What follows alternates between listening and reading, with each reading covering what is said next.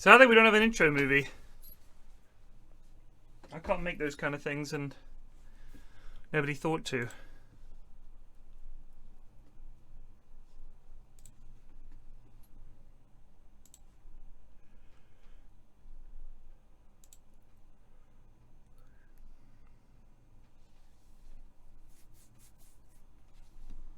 What's this?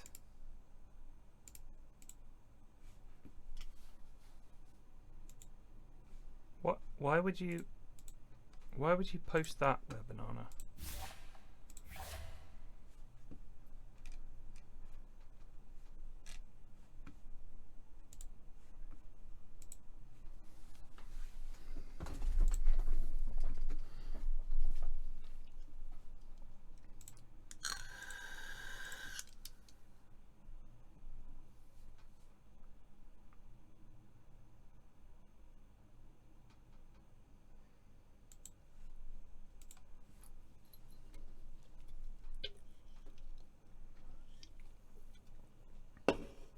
This is a BO3. Hopefully, we will get 3 games. What we don't want is a quick 2-0. Hoping we don't get that. I am hoping we don't get that. I believe...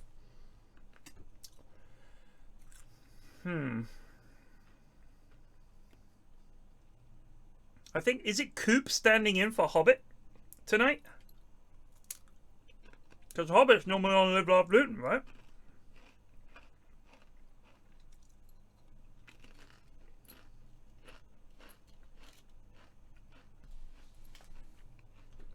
Interviews with the winners? Nah.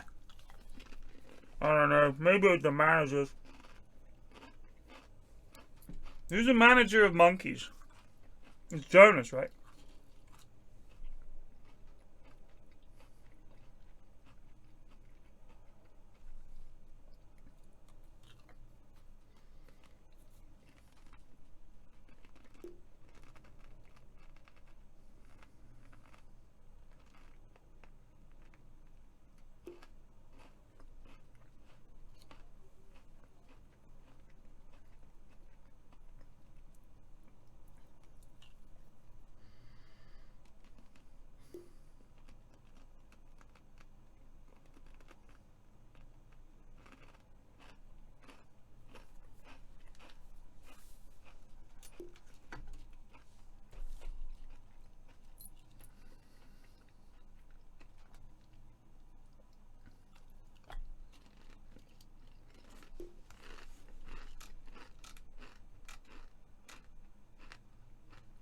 Thank you, SUB.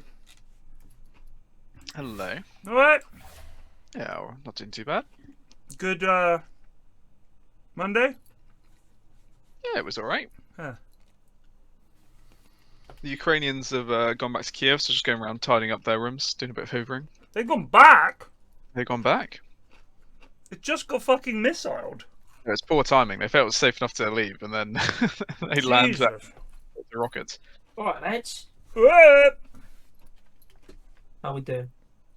Very good. Can I just say, chaps, I wouldn't want to cast this grand finale with any other duo. So thank you for being there for all the in-houses and so many times over the last couple of weeks, off and on, for the rest of it. What is going you did the a great fuck job on? too, buddy. Wow. Someone Madge is rebooting. Madge. They're going to record their comms for some kind of goon true site, which is hilarious. Goon site. Goon site. We were planning to record post-production. That makes no sense. I don't know what they mean by that, like, at all. That makes no sense. Unless what they mean is record individual and then put them together. Which I think is what they mean.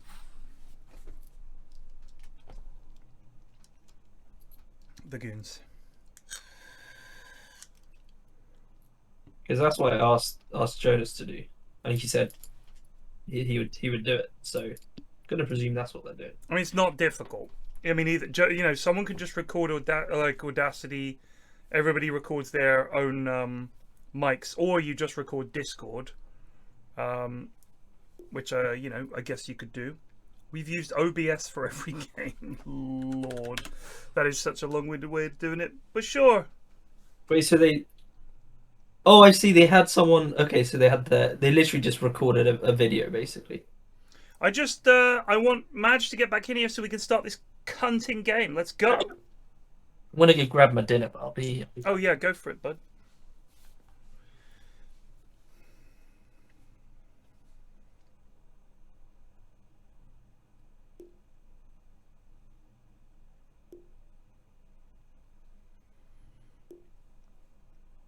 Got a problem. I'm not sure what it is. Problem is, I've got this new doorbell. Perhaps you can help me with this, okay? Okay. I permanently have my phone on Do Not Disturb. I don't want anybody fucking ringing me when I'm sleeping or when I'm at work or anything else. But I have a few things that can punch through that, and I've enabled it. Apps.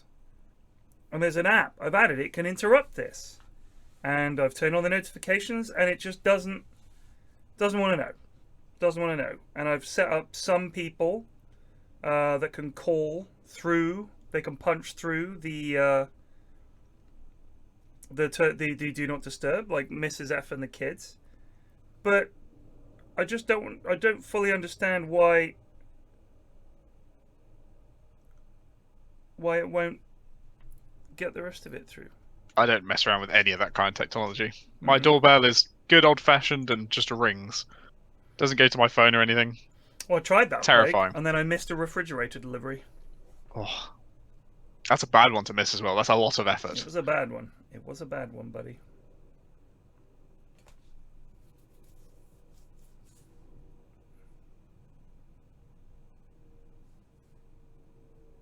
Have you tried updating the doorbell drivers? Thank you. Full credit to Wonky Dotes in chat. Not even original mate. From me. So good. Moron.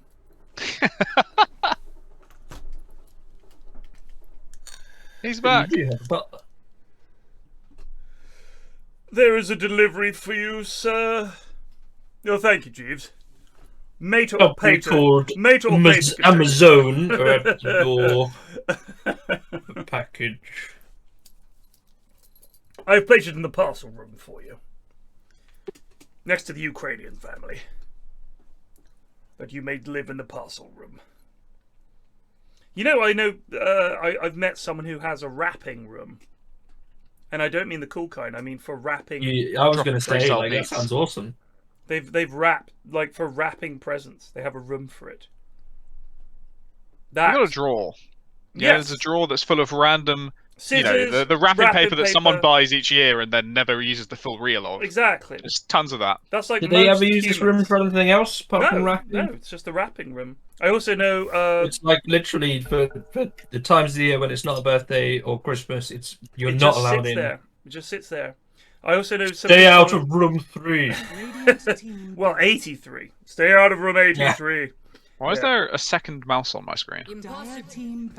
Is it an actual mouse or a mouse cursor? A mouse cursor. Intriguing. I don't know. Do anyone else have this? No, sir. How have I ended up with a spectator? That's your butler's mouse. I'll do the camera work. Right, he'll do the work for me. 10 seconds remaining. Okay, let's see. That's rather annoying. A Dawnbreaker ban, that makes sense. 5 seconds remaining. Do you know what? There's a lot of people I'm very glad to see in this final. Team ban. There's an awful lot of people I'm extremely glad didn't make it to the final. Dire team ban. They didn't deserve it. I think these lads have played better dotes over the course of the tournament. These two are leagues above the other. Agreed. We should have an absolute rip snorter. Now, stats experts in chat, I'm assuming not, but did either of these teams meet at any other stage to date? Yeah, they met in the upper bracket. Dire team pick. I think we watched them. Oh, yes. And Live Laugh Luton beat Mancaf, right? No, man. Other way around. Oh, whatever. I don't care. So why do you ask? Because it's for the broadcast. Also, He's we're trying to get a lagging hype as panel usual. moment going, all right, for Goon True Site. I'll do that. I'll do a take again. So as we know, Mancaf and the Live Laugh Luton have already met before in the upper bracket semi-final, and Live Laugh Luton are now coming back on their mini lower bracket run. Yes, it was that dogshit PL game. Oh, miserable. 10 seconds remaining. Shout out to Virgin Media, by the way, doing me proud here by just shitting it up the wall. Remaining. Well, it's interesting that it started the second you actually got into game. Well, yeah, but it's not just those, because when I was streaming Solasta, it was the same. Oh, was it doing with Solasta as well? I think it's more an issue of volume rather than specific game. Yeah. Because, for example, I've streamed a lot of Solasta over the last few weeks, and we've had a lot of problems with Virgin there being completely fucking useless. So it's good to see. 5 Venge. seconds remaining. So Viper, as Red pointed out on Saturday, is one of NPR's standard offlane heroes. Something he likes going back to, and they're happy to pick it in the first phase because they trust that he's going to win whatever matchup he's put into. Right, but we saw them pick this in game 2 of... I mean, I've sort of seen this pick this and fucking lose. Like, I don't quite know what's going on. Am I wrong? What's going on? Because I'm sure that this is not like the dead cert that they think it is, 10 seconds and they keep picking it. remaining. Or was it Yosef? I think it's something that they can confidently pick in the first phase for the 5 offlane. seconds remaining. But he's going to be up against a Jug, which should be a reasonably easy Unpleasant. lane. I mean, he can die though. That's the one thing. Yeah. He can get spun down. But Jug has been massively nerfed recently to the point that it seems to no longer really be a hero in the pro scene as much. Pretty much all because they took away 100 AoE on Healing Ward, which just makes life miserable. Dire team NZfedX respect ban there, the Invoker. Spectre also banned.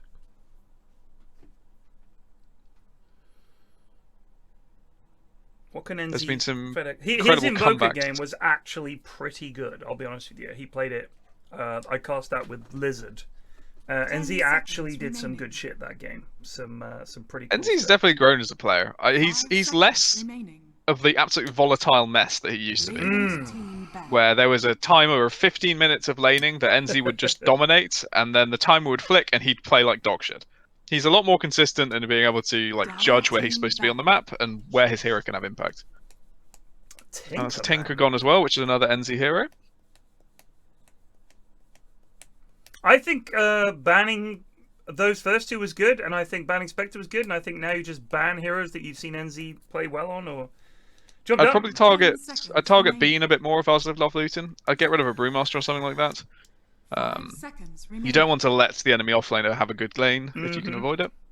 Can I just say shout out to Fex Ed in chat, who's clearly an NZfedX alt, who's trying to get the inside scoop on where to watch the game live. Shocking.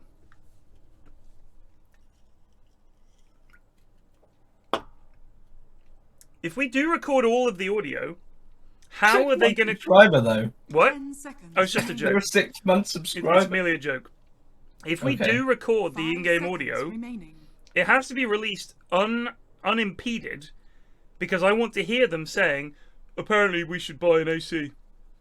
You know what I mean? Listening to chat and responding. I think that this true curse is Steam messages. I think there's little snakes in the grass sending off little messages every now and then. Yeah, fucking little weasel spies. I wish just once I had complete knowledge of everything. Like, the totality of the universe, and I would know which weasels have been. That's what I'd use it for. God would come down. You may know one thing for certain at all times. I'd like to know who's cheating in the in-houses, please. The two things you would do is that and who used the fortifier at the wrong time. Who has forted, and let me get this straight. It's astonishing the silence, because it's not even that bad of a mistake. You can just be honest and apologise, but everyone just sits there in complete silence. this drow pick is probably one stage too early. Because there's going to be 2 picks now, and they know they're playing against drow carry. So they can pick an off-lane setup here that dumps as drow, and then your +1 has no game. If they delay the drow pick until the next pick, it's after what will presumably be their offlane picks. And there's the Brewmaster that I suggested banning. Did you see the wildcard game today, Tepmate? I watched several. Which one in particular? The first game of the wildcard versus Polaris series. It was like the last series of the day. I saw Liquid's games. What else did I watch? Nouns get whipped. Why? What happened in the? There was just this axe which was popping noobs like there was no tomorrow. Like you would have loved that to watch that game.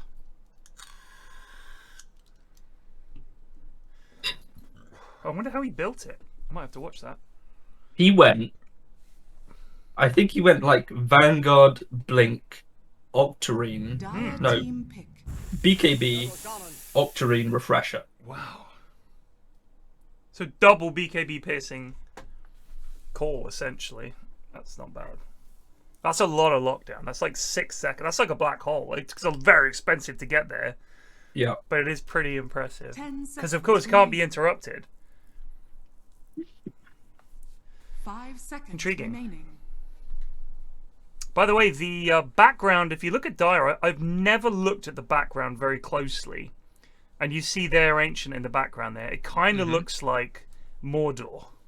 Oh, the Eye of Sauron. Yeah, the Eye of Sauron spinning around and eyeballing. And it looks like it's spinning just when the tower starts to crumble. You know that bit where the eye goes wide, so it looks around, all desperate? That's my favourite bit. That is my favourite bit. That little eye, he's sort of like, oh no, my tower, no! I love that. Oh. Made my own tartar sauce. We decided we're not going to bother buying tartar sauce anymore. We can make our own. Takes literally 5 seconds in the energy crisis biting in deep in the Ted household. Yeah. Children, sit down.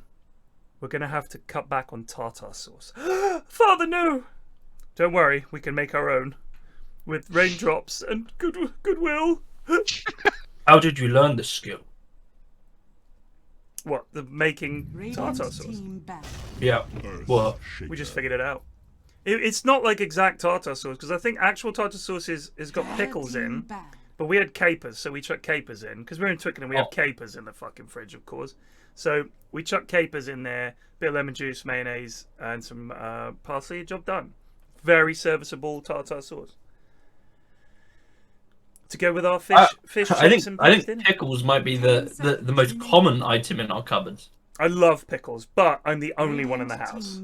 I love capers too. So I love capers. Fair play to them. But pickles, you know, if you want to find a jar of pickles, it's not very far away in this house. I love pickles, mate. It sounds like I should come to your house because Mrs. F don't eat them. The kids don't eat them. I love pickles. I'm a pickle main. I love them. Have the kids tried them? 10 seconds remaining. So gross. What is gross about them? The fact that they taste delicious?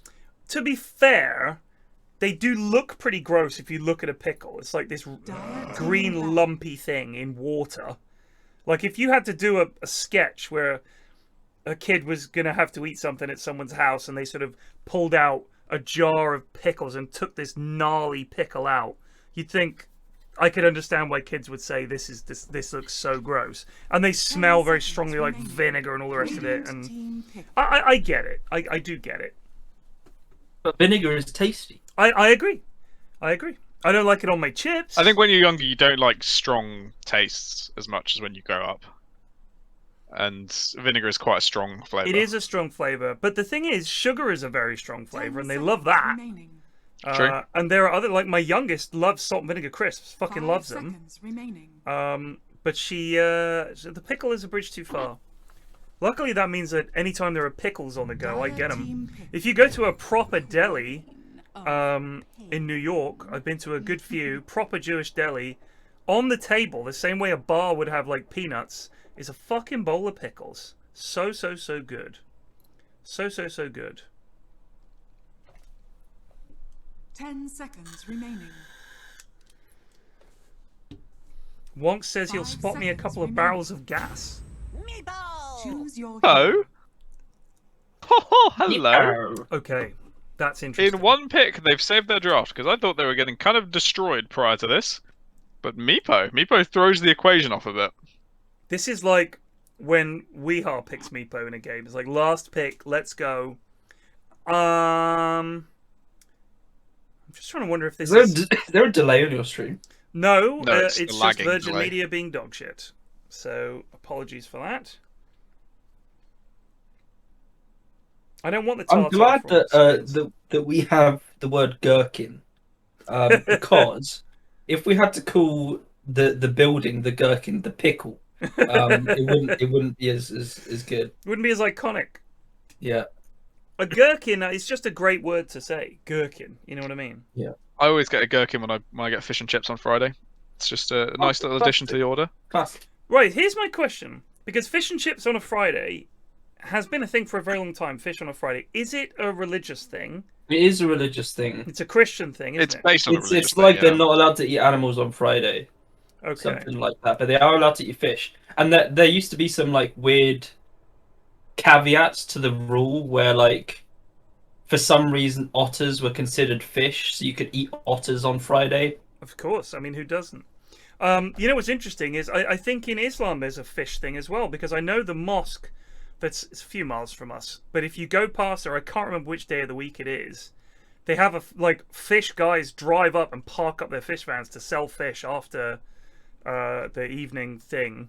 I don't know if they call it a service or whatever, but that is like fish sale bonanza.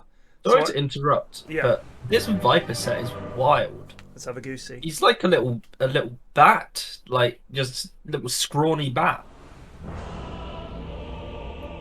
Yeah, I don't like that at all. That's ugly. He's no longer a snake. That's ugly. He's very small. Yeah, looks like some kind of fucking dinosaur or something. Yeah, I don't like it. This is the least attractive Quap set as well. This is the least hot you can make Quap look. They are doing some kind of conga.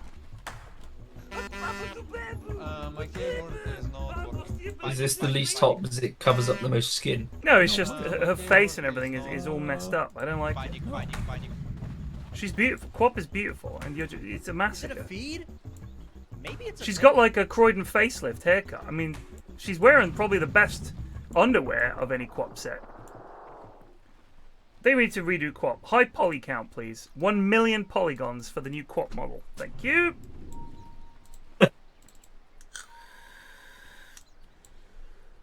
So I downloaded. I've been playing Solasta for the last week or so, trying to finish it. I'm very close. 30 seconds to battle. So I bought the Pathfinder, the new Pathfinder that people are talking about. Anyone in chat who's played it, are the fights real time? They're not turn-based?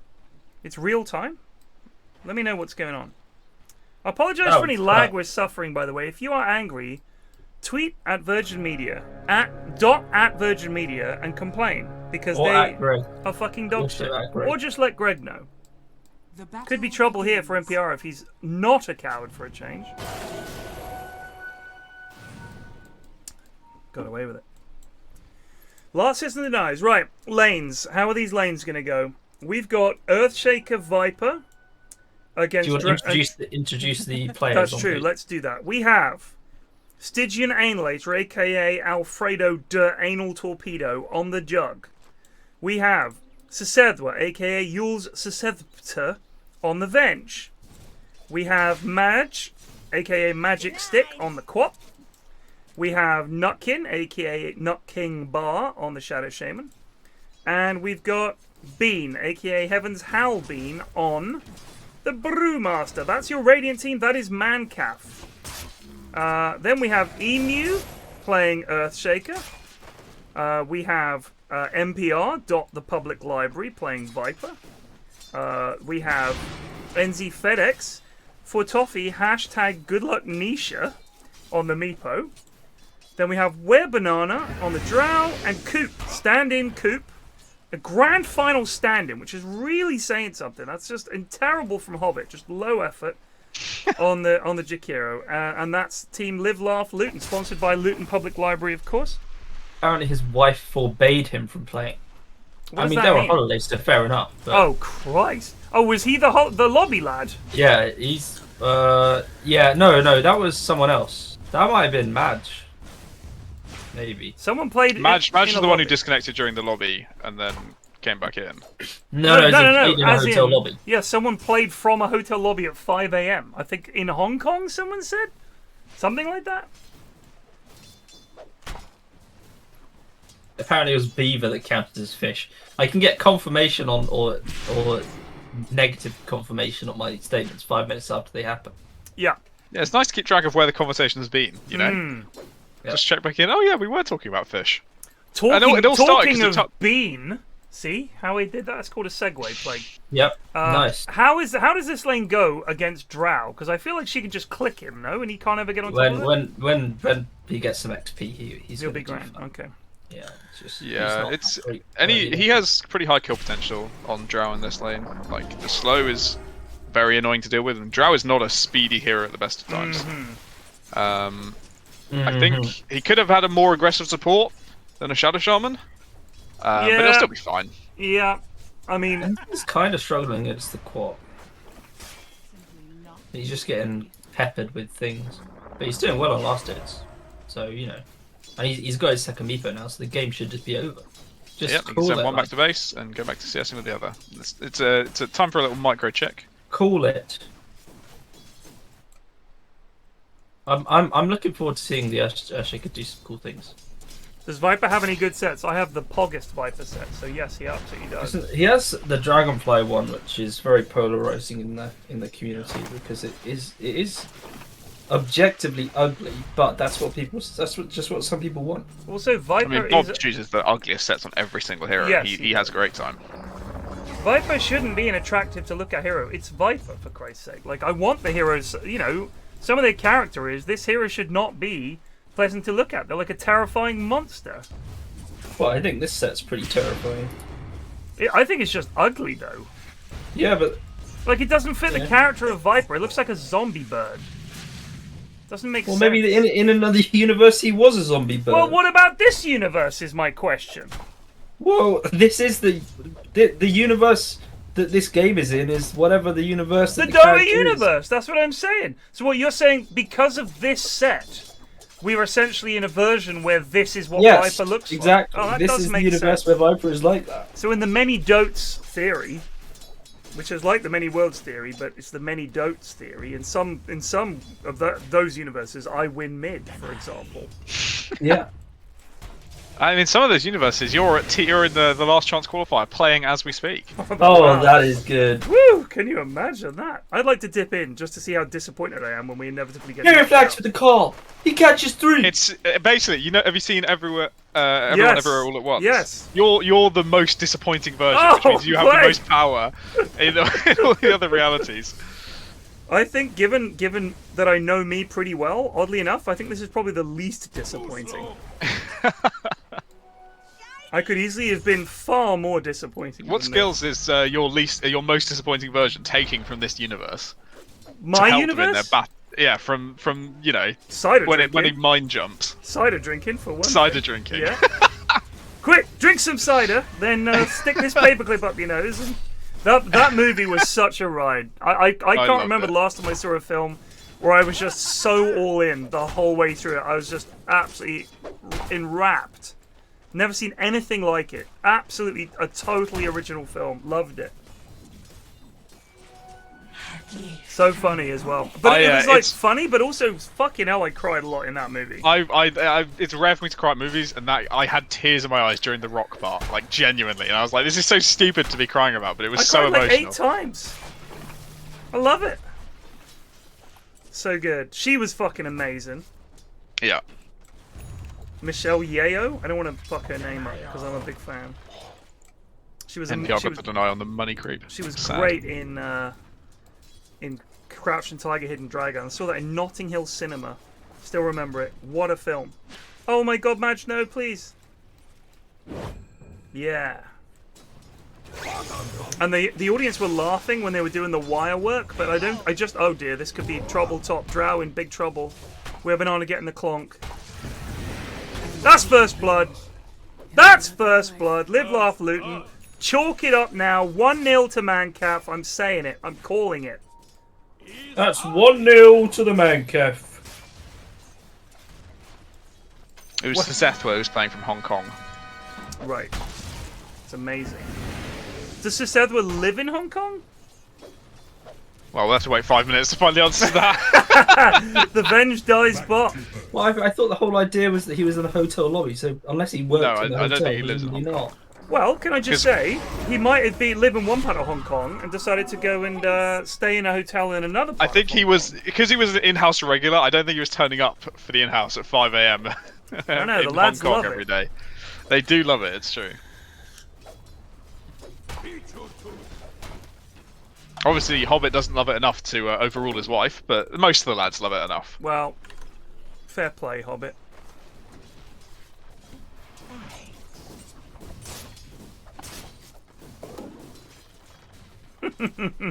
Seahawk, I mean, I'll say fair play, but if they lose, it's entirely on Hobbit. Yeah, yeah. It is what it is. Seahawk, I do appreciate your tweet, but next time try to spell check. Because I think they'll ignore you because you spelt Goonternational wrong, and everybody knows how that's spelled. I still am intrigued by your fascination about spelling. Boeing? Spelling. Spelling? It's important. Yeah. It matters. English language is beautiful. Why fuck it up? Out of everything that you take offense at, spelling is probably number one. It's up there for sure. I like spelling. I like good spelling. It's a thing I can do. I can spell well. I know that's not an impressive stat, but it's true. I'm good at spelling. Not great, but I think it's admirable to study your language and know its intricacies and its beauty. The English language is a wonderful thing. To my money, it's the best language there is. You can do so much with it. It's so pliable. You can say it in all kinds of different accents and people still understand what you're saying. I've said this before. No one's going to tell you in English, oh no, you pronounced that wrong. We all know what you mean. Get on with it. There's a million different variations of English, and they're all awesome. What a language. They are going to tell you spelled that. Yeah, because you're writing it. It's different. I mean, here's the thing. You do physics, right? Yeah. Mathematics is a part of that, isn't it? And there's a correct and there's an incorrect. And if somebody used the wrong notation in physics, I suspect you would pick them up on it. All I'm saying is, why should we be any less concerned with how we speak on the page in our language? It's a language. Maths is a language. English is a language. It's worth knowing. Oh my god, great rotation from Coop. I just think this stuff is worth knowing. And he has the regen, so Madge can go back to mid. He's going to stop and get this building with the ult. This is good pressure on NZ, who's done not much so far as Meepo. Hasn't really threatened this quad. He's not gone for a build that friends. Hasn't leveled Earthbind, which I'm not massively upset with Meepo. I don't think this is correct. I think you probably want at least 1 point in Earthbind, but if he's just deciding to power farm, then it makes sense to skip it. But as you say, it means he's just not a threat for most of these heroes. It's pretty... I think it's pretty sad. This stream might even out in a bit. It sometimes does this. It'll be dog shit for an hour and then it'll be great and then, you know, who knows. I mean, all my neighbours are home at the moment and they're all fucking battering the internet with their dog shit. Uploading fucking holiday photos to Facebook and sending photos of their kids to their relatives. They're not streaming high-quality jokes. Mancaf taking control of this game, as they've done in other games. Well, they got the top tower, and immediately they're rotating mid to take the mid tower as well. Though this has an opportunity. Brew has no ulti. If Dire feel like they want to fight, they can do so. But we need Viper to be willing to turn up. So I think that MPR... Oh, he's turning up. They can probably kill this. Well, there you go. There's no split, so this should be doable. That's a nice fissure. He needs to get mana for the slam. It's a big one. That licky from Nutkin might have saved that Venge's life, but it might cost his life. szethw. Why would the 4 save the 5? Something's wrong with this equation. He's just trying to save a bro. Just trying to save a teammate. Yeah, I think, you know, you see a lot of the very good teams, and I think quite a lot of these people who watch pro dates, That's what they do. They take top tower, they immediately walk down through the jungle and try and take mid tower. But it only works when you have like brew ults ready to go and fight. Yeah. It doesn't work so well when you actually used your ultis already. Madge uses the old thing and gets the kill. Meepo's nearby, so they won't dive anymore. See, It's a nice little snipe. Me. Good job. I mean, Dire have total... any like professional Yeah, casts work, just but refer to it as oh the dear, this thing. could be trouble. Or... Alright, the stream is like 5 minutes behind. Yeah, no, it's. I think it's getting further behind. Yeah, it gets up to about 10 minutes usually, and then it recovers over the period of about 3 minutes. It's very exciting watching people just like skip forward to like time traveling. There was one game where it was like really back and forth, and it started skipping to catch back up, and they kept going, "Oh shit, there's another team fight's happened, but this team has won it this time." Yeah. And they've like skipped past the team fight. And they're So desperately trying to work out what's happening. It's so dog shit. I can't. There's nothing I can do about it, sadly. This is a better way to take mid tower. They've got the Shaman Wars this time. And Dire Catch the top. quad. Oh, NZ. You could have thrown those earlier, buddy. Yeah. So late from NZ. There. Throwing it with the wrong Meepo as well. It's very hard, obviously. Like, knowing which Meepo to throw it from is like the highest tier of Meepo micro. So he was just using his main one to chuck it, I think. But... I mean, after practicing Meepo in the demo mode for about 2 minutes, I think I'm ready. Did you see my Undying stuff? No, so I didn't watch you. I just saw you demoing Meepo. Right. You missed my. You should try the Undying experiment. You'd enjoy it. What is it? It's just buying a Giant's Ring, buying like a BKB and an Ags, like spawning a load of enemies and then just decaying off them, and you become massive, like colossally massive. Like at my biggest, I could only see Undying's ankles on the screen. He was so big. It was a very successful experiment.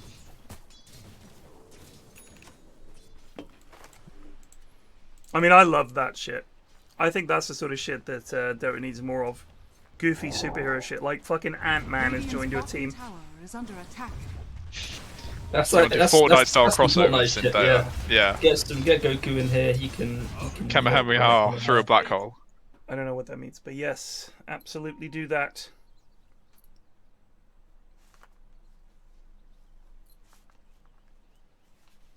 Right, network-wise, as expected, Meepo's taken the lead, but Radiant are not that far behind. I think they're really far away from items that mean they want to fight all the time, though. So they're gonna get timinged a bit here because Viper's ready to go, and Meepo's probably also kind of ready to go as well. He'd like a blink on top, but he's able to turn up to these fights. Whereas Jug, despite having good net worth, more than Drown, same as the rest of his team, he's only approaching a Maelstrom very slowly. Quap, Witchblade, she needs a BKB before she can fight. Ags would be good on Brew before a fight. So there's gonna be a period of time where they're just gonna have to dodge for a bit. So people saying now that I'm looking, this is back on 8:44, so 5 minutes behind. Yes, English is multiple languages put into a blender, and yet it's still better than all of those languages. Would you rather we spoke Latin? Or German? Or French? Or some Scandinavian language? Proto-Germanic. Like, what are you talking about? Like, it's like saying that, I mean, if you look at the newest computer owes a great debt to all the computers that went before it. Oh, the new PC is just a mixture of the Apple II, the Commodore 64, and the Atari 2600. Well, okay, well, go fucking hang out with one of them then. You wouldn't. Bottom tower is under attack. Dire's top tower is under attack. Emu smoked. Broked. This is a good play top. No one on Dire is... Oh. Fucking hell. Oh, he does actually have Blink already on Meepo. I didn't notice that. So he is genuinely ready to go. But the rest of his team, not in position. Not even close to in position. So they're going to lose a lot of damage on this tier 2.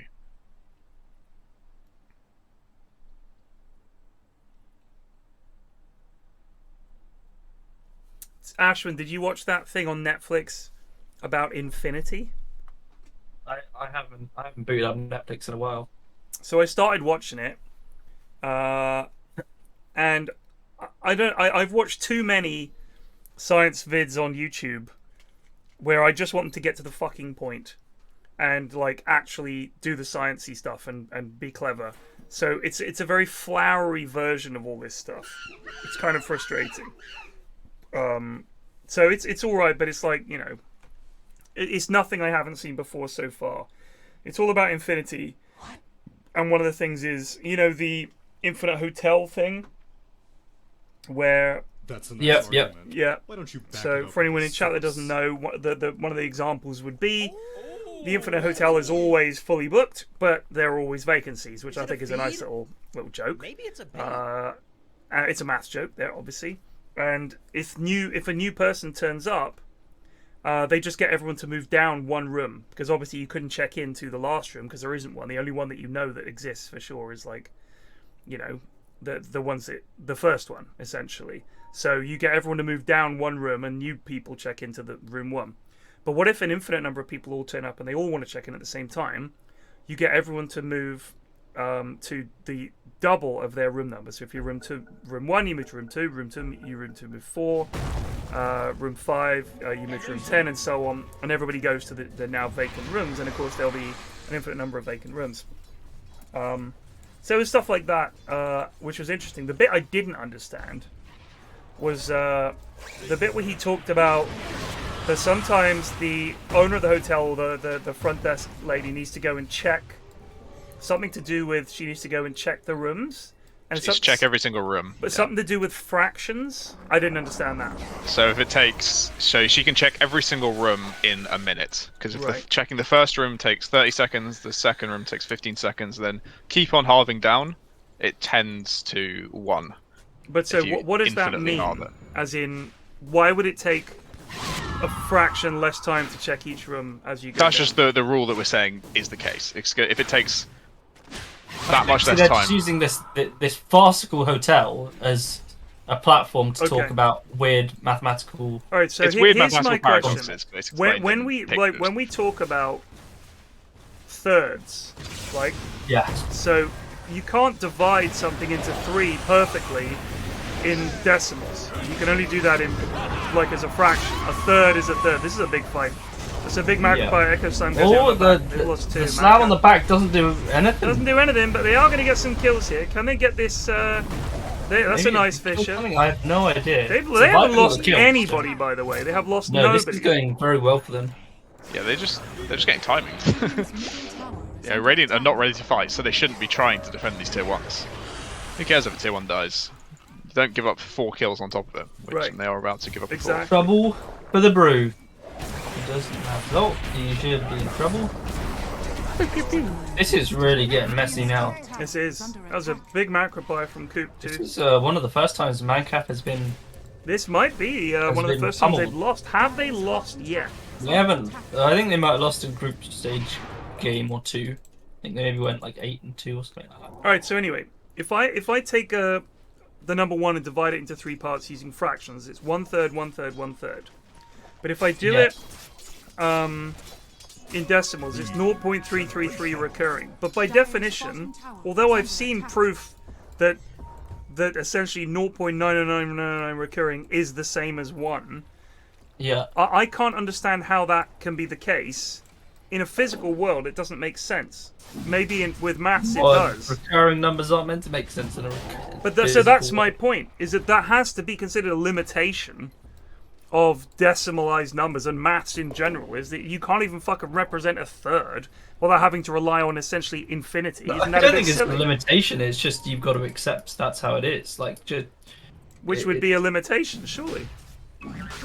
I don't exactly know what you mean, what your interpretation of limitation is. I mean, it can't do it. As in, I could say I don't understand anything and therefore it would be a limitation. Right, but I mean, you definitely can't represent a third without relying on the term recurring, which is kind of mad, isn't it? Well, it's mad, but it's just it is what it is. That's why I never got on with maths, because you just have to go like, well, it's just the way it is. It just doesn't make sense. Surely we can do better. But I'm sure if we didn't use decimal, we could represent a third in something which would made more sense. Dire's middle tower is under attack. No, I can't sue Virgin Media for the in-houses being dog shit. Oh! Emu! He's not going to get the split off! No one wants the Aegis! He got it! He got it! I don't know, but holy shit, what a play from Live Love Luton! They are just owning on all sides here. That's just the Aegis. That is enormous. My god. I mean, ready for the chat to blow up in 6 minutes. The fight prior to this, when we were just still talking about thirds, was really impressive from Radiant, right? They noticed Dye was doing Roche. Yeah. They came over. Dye got scared and left. It was low enough that they went for it. I was like, this is insanely risky, and somehow it worked out. Jug managed to survive on no HP and get his Omni Slash off, which did a lot of damage. And I think NZ wasn't paying attention to his micro. There was a Meepo in where there shouldn't have been. Either way, it fucking worked. And they were just going to get Aegis, and that completely ruins Meepo's game, because he needs the Aegis to keep rolling. And that's still a problem, right? He doesn't have Aegis, so he's still very vulnerable. And he's AFK in base, which doesn't help. Oh, but Emu has just like done so much work in that one fight. Yeah. Almost like Emu's Divine 3. It is almost like Emu's Divine 3. Well, NZ is disconnected again, right? No. Wait, Emu is Divine 3? What are you talking about? No, Emu is not Divine 3. Okay. Oh, that's the joke, isn't it? Yeah. What is going on with this? Can NZfedX fucking sort his internet out? Lol. He's just AFK this time. He's not even disconnected. AFK? What the fuck is going on with people, man? I'm just feeling a little bit like they're doing well, but I'm feeling a little bit concerned about Live Lovely. I feel like they're not getting as much space as I thought they would. There's no aggressive wards down. There's one. I mean, Drow is not farming fast enough for the amount of fighting her team's doing on her behalf. No, sorry, but I just feel like they got the Viper. He's gonna fall off in a little bit. I've got to say this, lads. This is Munt's comment. Why is Plague, an E-tier caster, allowed to cast the grand finals? Question mark. That's funny. Did you see the casting tier list? No, I didn't. Someone made someone was doing tier lists for all the. No, this is our casting and our players. Oh my god. People were doing tier lists for GOONTI, like POS 1, POS 2, POS 3, POS 1, POS 5. Was this in Goons? It was in Goonternational, and someone did a casting tier list. I'll find it for you. Are you E tier? I was placed in E tier. His Emu said someone had to go there, so I just put you there. But why did I have to go there? He hasn't explained that one just yet. Wait, copy link. That's fucking insane. Just pop it in Goons. I'll post it in our DMs.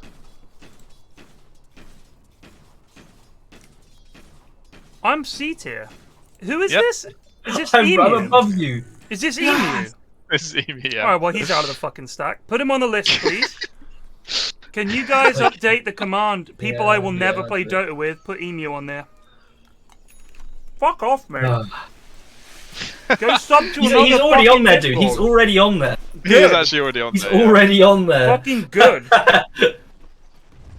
The fuck, dude? Bellend. I love my favorite part is he couldn't. Sorry, do you not want us to cast your fucking games, Emu, you cock? I think it's mostly a joke because he couldn't even be bothered to go to the actual like tier list website. He just drew this in paint. Shocking, just dog shit. Shame he's having a good game. I'd like to flag him I about think that well. ranking is very fair. I bet you fucking do. Alright, where's... So Jug still keeping The up. fact that Eddie ranks above me is a bit sus, though. Apart from that. Who ranks above you? Eddie. The hilarious thing is, I suspect some of that is that they think that they can learn from him. Real talk, the lads couldn't learn anything from anyone. I could get the best player in the world in here, and they still wouldn't listen. I think they are playing much better in GOONTI than they do in the in-house. These lads are! I think everyone has played a lot better. Can you imagine Wogan doing the shit he did? Like, right, but that's because Wogan moved from fucking mid. Which is something I said he should have done a fucking year ago. Stop trying to play mid. And he's stuck with it. He's finally moved to a role that actually it suits him. And he's doing a lot better. He was like, I'm going mid, and he was picking these heroes he can't fucking play. Oh, smoke up from Radiant. I don't know what they do, though. And they're leading with Jug for no reason whatsoever. Just a bit of a confused mess there. They're still not ready to fight. No. I don't know why they're posing like they're these incredibly strong, tough boys. No BKBs at all. Ags is not done on Brew. Relax. Just, relax. Oh, what the hell is NZfedX doing in here? He's up in the back. There's an Omnislash on the back. That's quite good. Oh, he gets by Banana, but now he's going to be exposed. Big Jakiro ult. He can kill. He's going to get MPR too. That's a disaster. Emu's dead. Coop is on the way out. Maybe she can get a spell off. Wow. Will that be enough to slay Jug? That was close. so fucking bad. So they have Shard on Viper already. They're ready for Viper to just sit at the front and click tower and chill. Just be chill. And NZ's like, nah, he doesn't know how long he's going to have until he just dies completely. He's just going in. 22 minutes, we're post-NZ strong phase. True, he's managed to, through all his gaining in skill, he's managed to delay the NZ phase by 5 minutes. It's now a 20-minute timer. He plays good for 20 minutes and then immediately starts throwing. Without consequence. Plus, it was a very nice Omnislash as well. Completely deleted Drow. Yeah. Plus, handled Viper as well. This Drow has just got nothing. I don't know how. Going Hurricane Pike next. It will help if you get... You have to kind of get a bit lucky, or Jug gets a bit unlucky. You can escape Omnislash with 4-staff. 4-staff it into sometimes a bunch doesn't of work. creeps is one way. Yeah, that's true. But sometimes if you time it with like... Well, you don't time it, you just press it and pray. But it's like something to do with when the slashes are cutting, that you can actually like get it to stop going whatsoever. Right. I wish I understood how it worked so I could do it consistently, but sometimes your 4-staff just works, and sometimes he just slides along with you.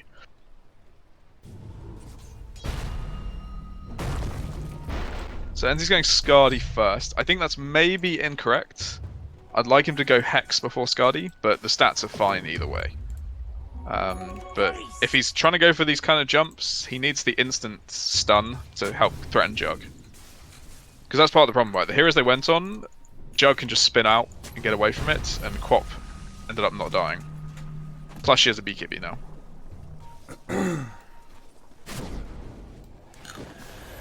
Well, it's a swap in on the Viperoonie. Feels like my God. A pretty detached. Oh, NZ's gone! He's got it on the back. He's only brought 2 of himself. Where are the rest of them? Where are the other lads? There's one. There he is. Now he's a little out of position. He's very in, but I think he can hold off a little while here if his team can get over. What is his team doing?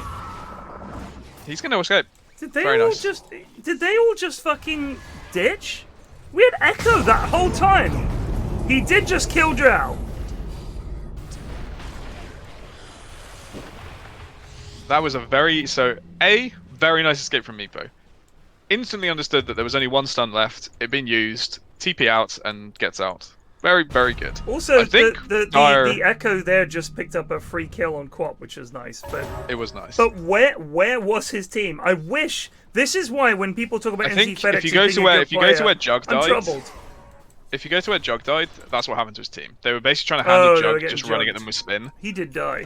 He did die in the end, but it delayed them so long they couldn't get to NZ in time. But he got out. Like, that was a perfect fight. Oh, he's been caught by the swap. He's got blink up. Could have blinked. Oh, it's so close. There is a sentry down already, so they can. We're going. Oh, hello, NZ's gone in. NZ on the back. Emu's back in. They don't have Quaffle. It's going to be close they to get NZ Timber. Down. It's going to get down. They're going to get Jug. He dies. Quap has blinked in. 4 for 1. Quap has blinked in. Can they get her? She dead. Holy shit! What a back and forth.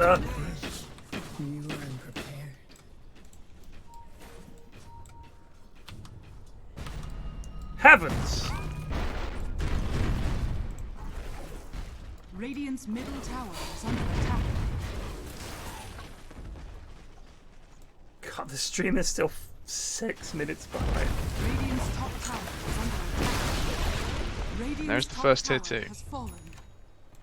So now, they have a choice. They can wait for Roche, which could have respawned by now, and will respawn in 2 minutes. Don't tell them. Or they can go get the Shrine bot and play for that tier 2. At the risk of they maybe concede Roche to Radiant if it spawns unluckily. I think with a Meepo draft, you want to play for Roche, because you're a better Roche taking team than you are tower taking team. So maybe what you do is have some of your Meepo's bot push the lane out, and then just keep your main Meepo where Roche will spawn, and then if some of Radiant TP back to deal with your secondary Meepos, go for Roche. So here's my question about Meepo. He's obviously got Skadi and he's got Dragonlance, right?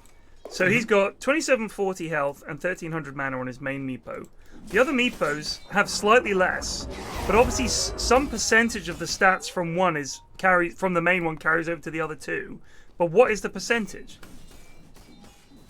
I think, and this may not be correct, but I think they don't get the stats from Pigpole, which is +6, all attributes. But I might be wrong on that. I can't believe the Pigpole is the only thing giving him 200 I don't know. I don't think that's right.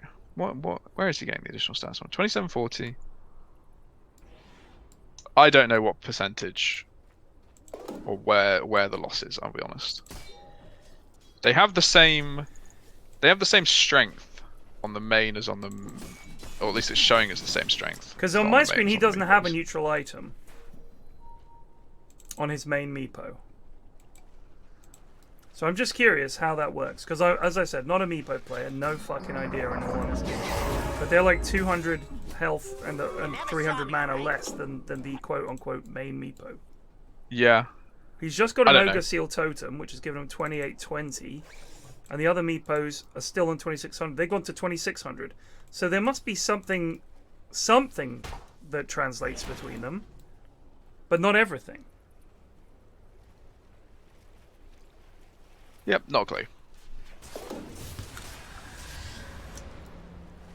Roche They're is gonna up. catch. Oh, NZ, no! Oh, you fucking idiot! Thank God there isn't a Radiant Ward up there, or he would be dead. He's away. God, that would be funny. Thanks. Fortune's changed.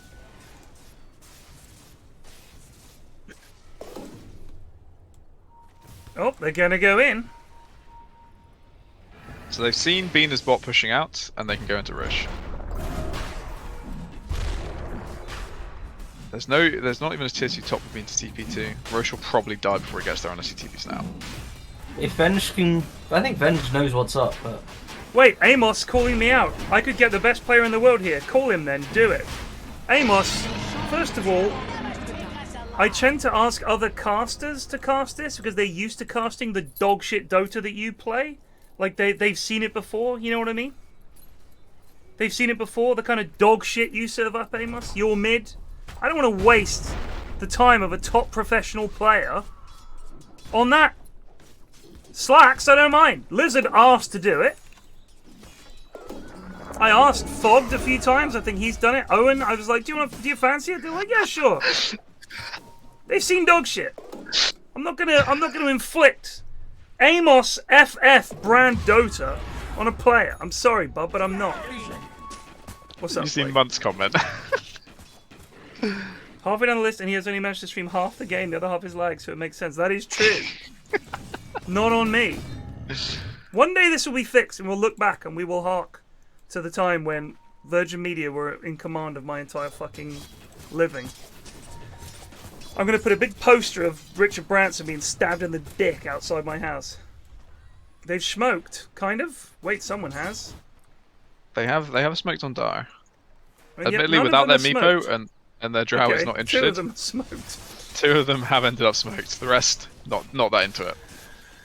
But those 2 are kind of important to be smoked, you know? If they don't get caught in an initial jump, could be good. And now the Earthshaker is no longer smoked. It's just Coop. What a smoke. Good job, guys. So Manta up for Jug. So Drow is no longer that scary for him. Plus he hits level 18, so that's level 3 Omni Slash. I think Dire can actually start thinking about fighting. Obviously Aegis is scary. Meepo is getting wildly strong. He does have a point where he falls off, but this ain't it. I mean, if they want to fight now before the Hex. Hex is when it's really scary. Yeah. And then Ags after that just makes it kind of a pain in the arse. But I don't think it makes Meepo that much scarier, just more annoying. I mean, they need to figure out a way to get... So szethw is level 11. So they can't even swap. Oh, this towers are just going down like, so far. Yeah, it's the negative armor. Oh, what a path! That's a big ice path. That's... Is Alfredo in trouble here? He's the standing back, in the I think they macro just fire. call Big Echo, holy god! The timing on that was perfect as well, right at the end of spin. They Perfect from Emu. That's a lane. Nice Fisher. The spins are gone on the Meepos. I don't know why he's so scared. He has mages. Hello. I feel they could definitely kill more, but you know what? They could, but there's safe. Not much reason to run the risk.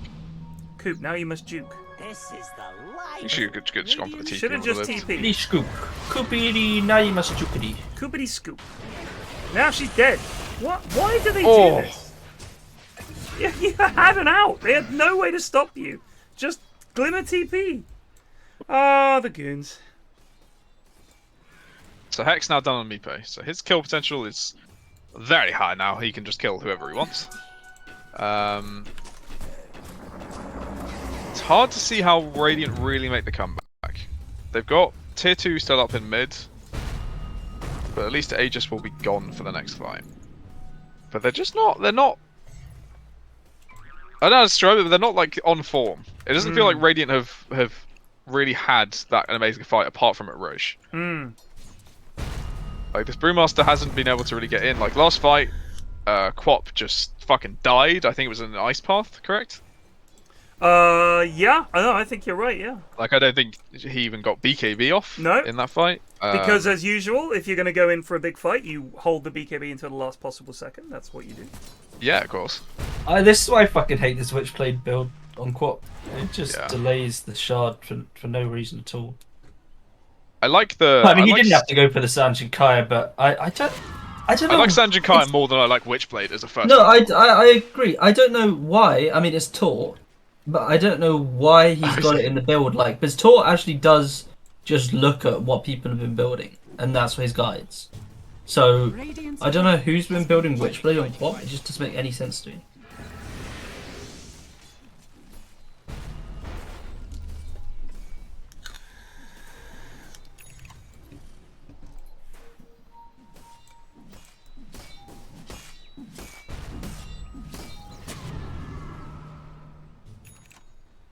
You know what annoys me about the Emu tier list? If you're going to make a joke, just put me bottom tier. He's legit put me in C tier. Like, he's actually made that decision. And he's put Amos on A tier. So, Emu is perma on the list. Never playing Dota with the lad again. Don't care if he unsubs. Shocking. Shocking betrayal. Cast your games for years, mate. No love. No love. Looking at the Dota 2 Pro tracker, it looks about half of Quops are building Witchblade. Gosh. Versus going to straight Sanjin Yasha first. Because that was the build for ages. Sanjin Kaya. Sanjin Kaya, sorry. And then BKB, and then fucking Shard, Ags, job done. Like Hex if you need it. Not the Ags anymore. The Ags now is very sucky. What is her Ags now? And Quop dead again. Oh, good save. Oh, Quop's back in. Quop's just. Why did Quop do this? To do that, mate. Oh yeah, the Ags now is done. They're just in. Can they get NZ? They can't. I think Jug leaving has fucked and stopped them from killing NZ. Why is Jug just jumping on the back? I don't know. He's dead. Call it.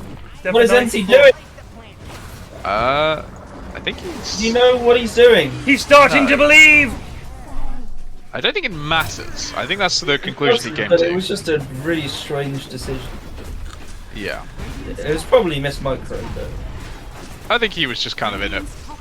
You know, shit happens in Meepo games. You will have mistakes. But overall, he's done his job, I think it's fair to say. They haven't called it. That's I fascinating. think he's fucking falling over backwards to defend NZfedX's honor for some reason. Who is? Am I? Yeah. Would you say NZ's not done his job this game?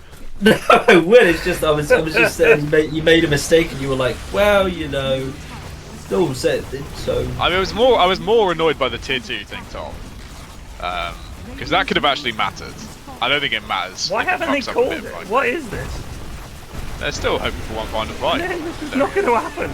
Calls it GG as the throw goes down. Come on, dude.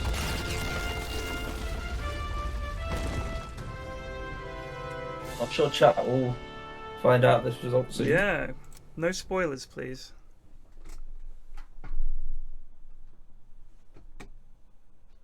I wonder where did you get the team voice lines? Who? As in, like the voice lines for the team. Oh, for the you go team. to audio. No, is it hotkey?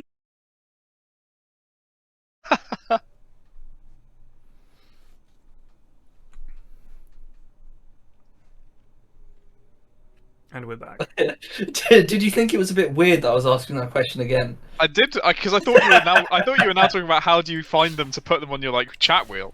I was like, well, they'd just be in the same place as usual. That's why I was confused. That's why I asked, "What do you mean?" Because like, it's strange he's asking this question.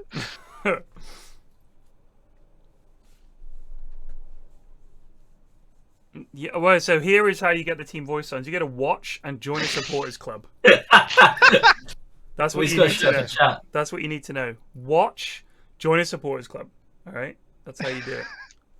Yeah, that sums up the past 10 minutes of conversation. That's literally all we've been talking What about. else have we talked about? I cannot figure it out. I've just tartar sauce. No, dude, that was. I mean, like in this lobby time. Because we just went through like we only talked about voice lines. We looked at voice lines, found some funny ones, and then we talked about why they don't let you use like scuffed ones anymore. We've only discussed voice lines. That was a good use of 10 minutes. Here you go, Llama. You can have 29 minutes to think about that, mate. Put Llama on the list, please. I will be delighted if by the end of this stream, 90% of chat is on a list of people I'll never play Dota with again. So put Cool Llama on there, please. Yeah, okay.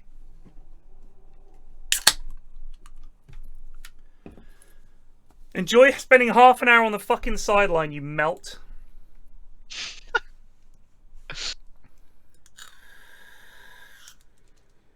10 seconds remaining. What are my thoughts on Liz Truss? What the fuck do you think, dude? Who gives a shit? She's dog 5 shit. seconds They're remaining. all dog shit. Is that Johnny? Is it Johnny Boy? It's Johnny Boy. No, mate, no. I think she makes some good started points. lagging. We're going back in the past again. Yep. Yep. It's going to gradually get worse and worse. What did I do wrong? What, you're streaming as well? No, how did my command? Oh, I fucking put the things the wrong way round. Moronic. 10 seconds remaining. Does the list ever get published? It's right fucking there, Koala. Look. Dire team back. Flax's list.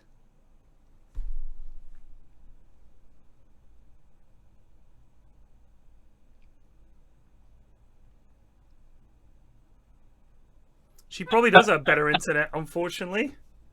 Probably don't even fucking pay You for it. should stream these games. Get her in. Alright, Liz, it's Ted Forsyth here. I live in Twickenham. Just wondered if you wanted to come and cast some in-house Dota games with me. Oh, I do normally tune in, so yeah. And I've got better internet than you, Lamau. I'll restream it and you can just join my Discord. Alright, Liz. I'd love to see the Downing Street Discord. Do they have a big Geralt channel is the question you've got to ask. New MPs have to post in there a few times before they get, they have a they get a blue name and they can type. Well, that would just. I mean, the thing is that is probably how it's going to work in the future. Like for the current or the government, or maybe like the previous government. I know they had like a WhatsApp chat.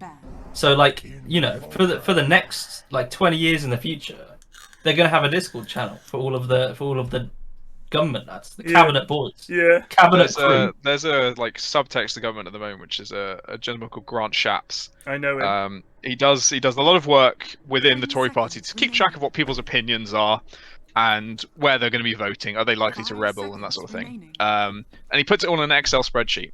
And he's basically the only Conservative MP who seems competent enough with Excel to do this, and because of that, he has unimaginable power behind the scenes in Conservative HQ. Anyone who wants to run a campaign has to talk to Grant Shapps to work out what the opinion of other MPs are going to be before they run it, because he's the only one who can manage the tables.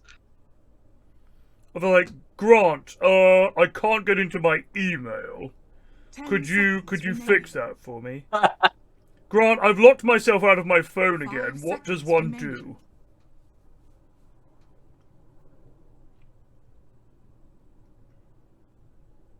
do? Sorry. Yeah, most of government is just a variety of WhatsApp chats where they can believe occasionally it. just post You know what? I post bet like uplifting messages they're told to post. I bet the biggest thing is not being in the right group. Like, I mean, there are groups with Dota talent chats in, and there are groups with like very specific people that are working in Dota. And I mean, I'm in groups with my mates. Me and my mates have 3 groups. One for all of us, one for the people that we think are not interested in anything to do with politics or anything like that, and one for people that live in or near London and come up to do things in London. And I'm sure that those 3 groups that I'm in, that the guys who are not in those groups have their own groups involving other people that are not me.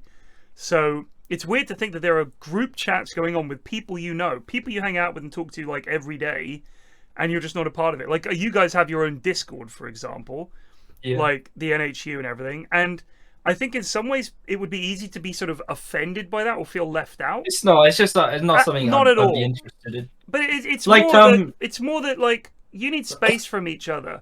And some people you can talk about with some things with and they'll get it. And other people you just think they just wouldn't fit in here. It's like if I was going to the pub, there are some people where I'd be like, in certain groups they'd fit in perfectly, but in other groups they wouldn't. So it's just like that. You just you're different around different groups of friends, and that different groups of friends wouldn't get on with each other or would or whatever. So I think people can get offended. But if I'm an MP and I'm not on Liz's love list WhatsApp group of Liz's faves, invited to group Liz's faves, on WhatsApp, you'd be delighted if you were a Tory MP. It's a very like teenager way of looking at things. Yeah, it is. Yeah.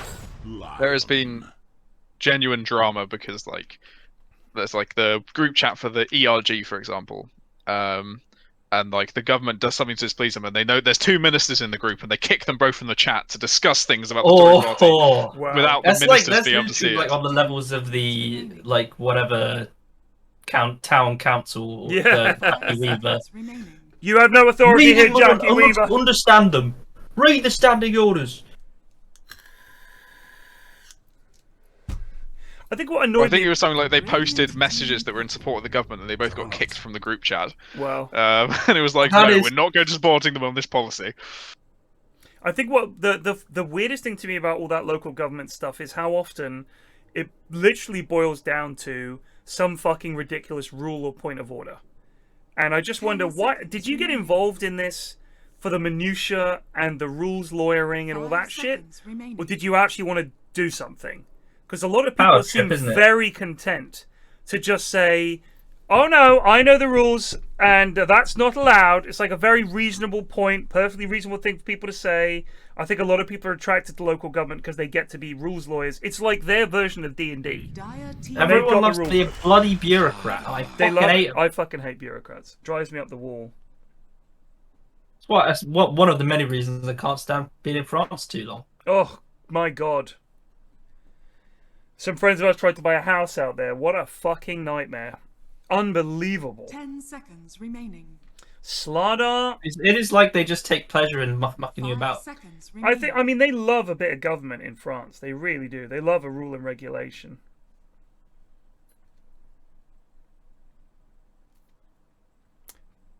Came in, this is Ninbio, came in and found out one of my co-workers pinged senior management over a squabble with another co-worker. What does that mean? What, like, on WhatsApp? I'm in 10 plus Slack chats at work. Good lord. Yeah. Hello, I'm Big Simps. Can I buy your panties or bathwater? Okay, that's fucking disgusting. Who did I time out? You gotta keep that guy. Cool armor. I reckon that's cool for 29 minutes. Yeah, he's out for 29. He's made Manly Lucas going on the list. No, that's... we will tell Manly if he just messages our resident moderator Gregory. 10 seconds remaining. He can help him. 5 seconds. Oh, Red is just unsheath the axe. Dire team ban. Manly Lucas is a pretty funny name though. They got Spectre first picked it. What are you gonna do? I'm picking Spec. I respect that. Plus the lock-in on Lesh as well, And which then could be their mid hero. In return, they know they're playing against. They know what all 3 cores of Live Laugh Luton are, unless there's some really kooky shit about to happen with Invoker support. What's the deal with Visage here? I think it's a hero that Bean knows how to play and is a reasonably meta hero. Invoker in lane, but I don't think they're going to play it. I don't think they're going to play it mid, because Bean is the only person who does play it, and he's the offlaner. 10 seconds remaining. It'll do okay versus Wacky Jackie, but I don't know what the matchup is like versus Jug. Which they could easily do. No, I can't imagine it. I think Leshrac support is absolutely fine. Well, that's what I'm saying. It could be like if they. I'd be surprised if they locked in their 1 and 2 in the first phase, unless they're really confident that they're good enough at these 2 heroes that it doesn't matter. I think you're quite good on Leshrac though, Ashwin. So you might be a little biased. I think in a game like this, where let's assume that all the skill levels are more or less even, I think support Lesh is kind of a waste. I know if there's a Lesh in my game, I want him to turn up, farm them. I think mid Lesh might even be more of a waste. Really? Well, yeah. I mean, with the standard I've seen so far. But goodness, Ember Spirit as well. So this is a support invoker, perhaps.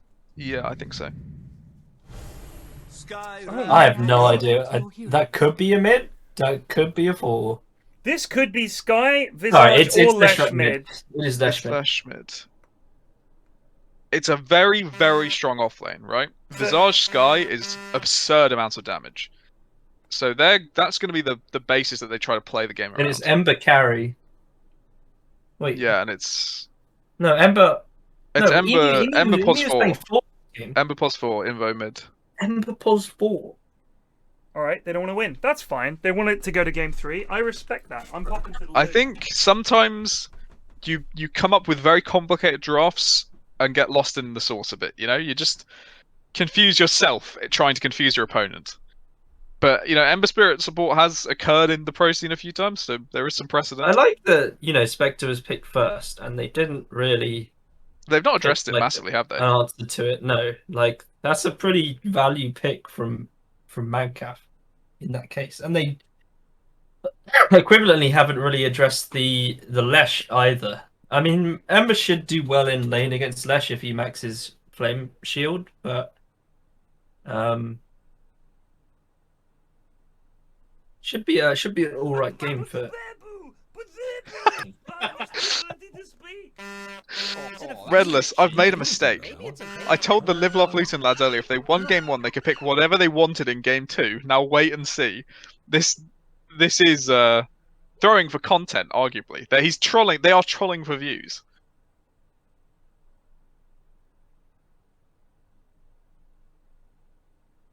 To be fair, it's only one actually troll pick in the Emu Ember.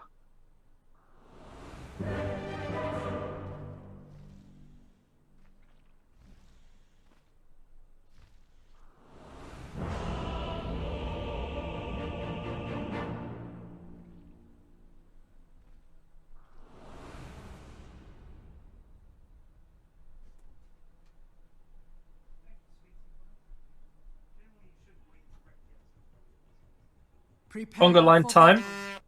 Ted is probably not watching this, but there's a conga line happening. There's not a conga line happening on the other side. Too, that Slardar, yeah, we all love him greatly. That Slardar set is probably the worst Slardar set I've ever fucking seen. He looks like a slug. He does look like a slug. It's fucking awful. That's not how a snake moves. I mean, that is just awful. I hate that so much. Is this pause for Ember a thing that people are doing? It has been played support occasionally in pro games, but it's mostly like you're just trying to bamboozle people. And sometimes in bamboozling, you yourself are bamboozled. That's a good point. I think this is probably a fairly wise... Who's more boozled? The bamboozer or the bamboozler? I'm gonna say this game, the boozler.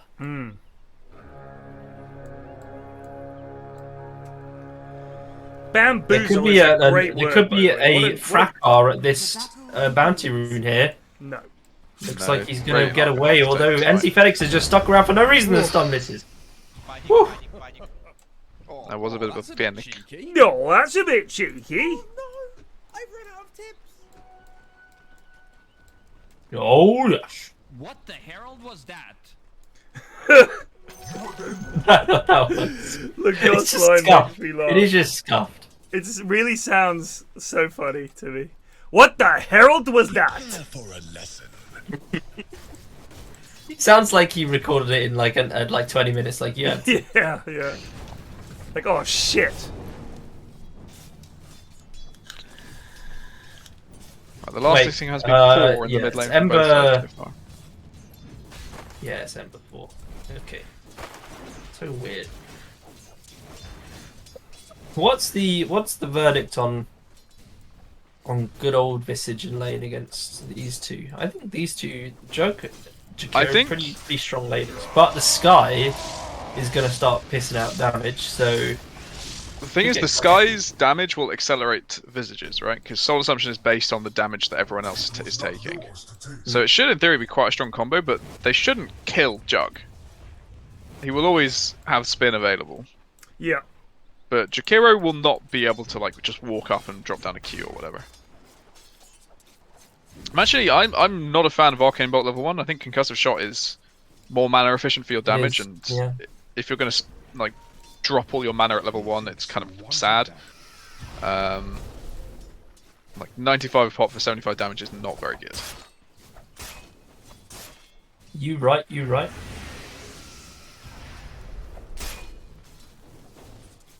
Very even in the mid lane so far. They're both.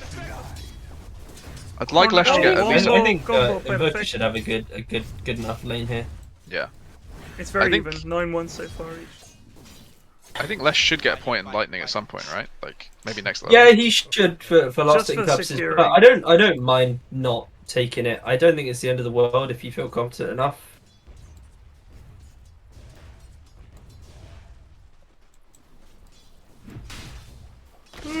Like the main, like effectively doesn't matter a huge amount for Leshak. It's more about what you do in them. I really don't. Like I don't 15 get to this 25-minute mark. Plus 5 Ember. I don't get it. I think it's just Pause being a little bit kooky. They're just trying to give you the best of 3 that you always wanted. I hope so. But they are kind of owning Spec Top a little bit. Yeah, I wonder what the build will be. It just seems quite interesting. Do you think you go for something like a Veil, or do you just go? I mean, there's not that much other magic damage on the team. Though with Jakiro, it could be quite good. I think he could just get the urn, the mega urn. Yeah, that would be good too. Oh, that would be good. Yeah. Spirit Vessel. Very good against Lesh if he does. Well, presuming he goes for a Bloodstone at some point. An item that, because when it first came out, I called it Mega Urn. It's now called the Mega Urn, even though I know it's the Megan, even though it's the Spirit Vessel. Sometimes still struggle to think of what it's called. Yeah. And just stick the Mega Urn. I had that for a long time with Solar Crest. I just could not remember what the fuck it was called, so I just keep on doing for Medallion and then click on the upgrade. Do you know what I think one of the issues is? That the names for the newer items are just not as memorable. Like, if they came out with a Heaven's Halberd now, would it be called Heaven's Halberd? Which is like a memorable name. There's some survivorship bias there in that you've remembered the others already. Because you've known them for a very long time, rather than them being names. Memorable. Divine Rapier. I mean, Sanjin Kyra is such a weird name, it's hard not to remember it. And nowadays it'd be called the Blue Blabbin' Flip Flop or something ridiculous like that. I like that you made something up as if Sanjin Kyra is also really weirdly made up. It's Revenant's Brooch, isn't it? Revenant's Brooch, yeah. I quite like that. It's just like it's a nice name, but it doesn't. It's like just a bit too, you know. No one builds it, so that's the other problem with it. Ashwin builds it. I've seen him do it. It was like an antique you'd find. Just it doesn't really ring out with like, this is powerful. I now have the Revenant's Brooch. Yeah, you'd be like, a brooch. What, like? But like, you know, pins an item onto a shirt or a dress. Costs half as much. The Meteor Hammer. Yeah, that's you know, you're scared of shit. Did you see that Reddit post, by the way, of like some guy sent like a poll out to loads of people who don't play Dotes. Oh, to say what do you think this is, or? No, he asked them to rate items based on how strong they looked. Oh, that's interesting. What did they like? Bloodthorn ranked top. Oh, wow. Which is pretty fair because Bloodthorn's like the most expensive item in the game. Very strong. It does look very dope. But I think Meteor Hammer also ranked highly, and Meteor Hammer's not that expensive, just because it's identifiable as a fucking baller hammer, like Thor's hammer. And like the things that ranked at the bottom were like Bracer and Tranquil Boots. Iron Branch probably very low. I'm not sure if they included like tiny items, like tangos and stuff. That's fair.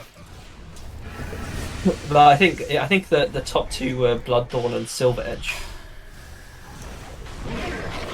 Oh my! This is a dead visage. Dead Hellbean. Could be a dead banana. And where banana might pay the ultimate price. Yes. It will. Oh, what? I don't think so. Lion mid here, helping to secure the room.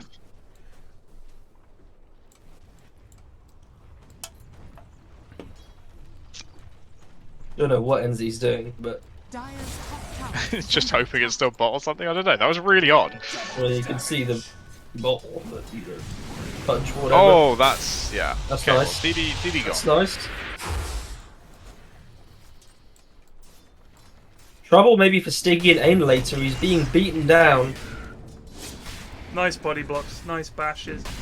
His sup just not there. Oh, saved him. Barely. Invoker 10 last hits ahead of Lesh here. Yeah, and Jug similar margins to Visage. Johnny, you can't think about picking a 4 that's gonna maybe turn into a shit carry later. Like, unless he absolutely pogs off and somehow gets a ton of fucking kills, he's always gonna be behind. So he's just gonna be like a dog shit carry. that is such a like Herald way of thinking. It is.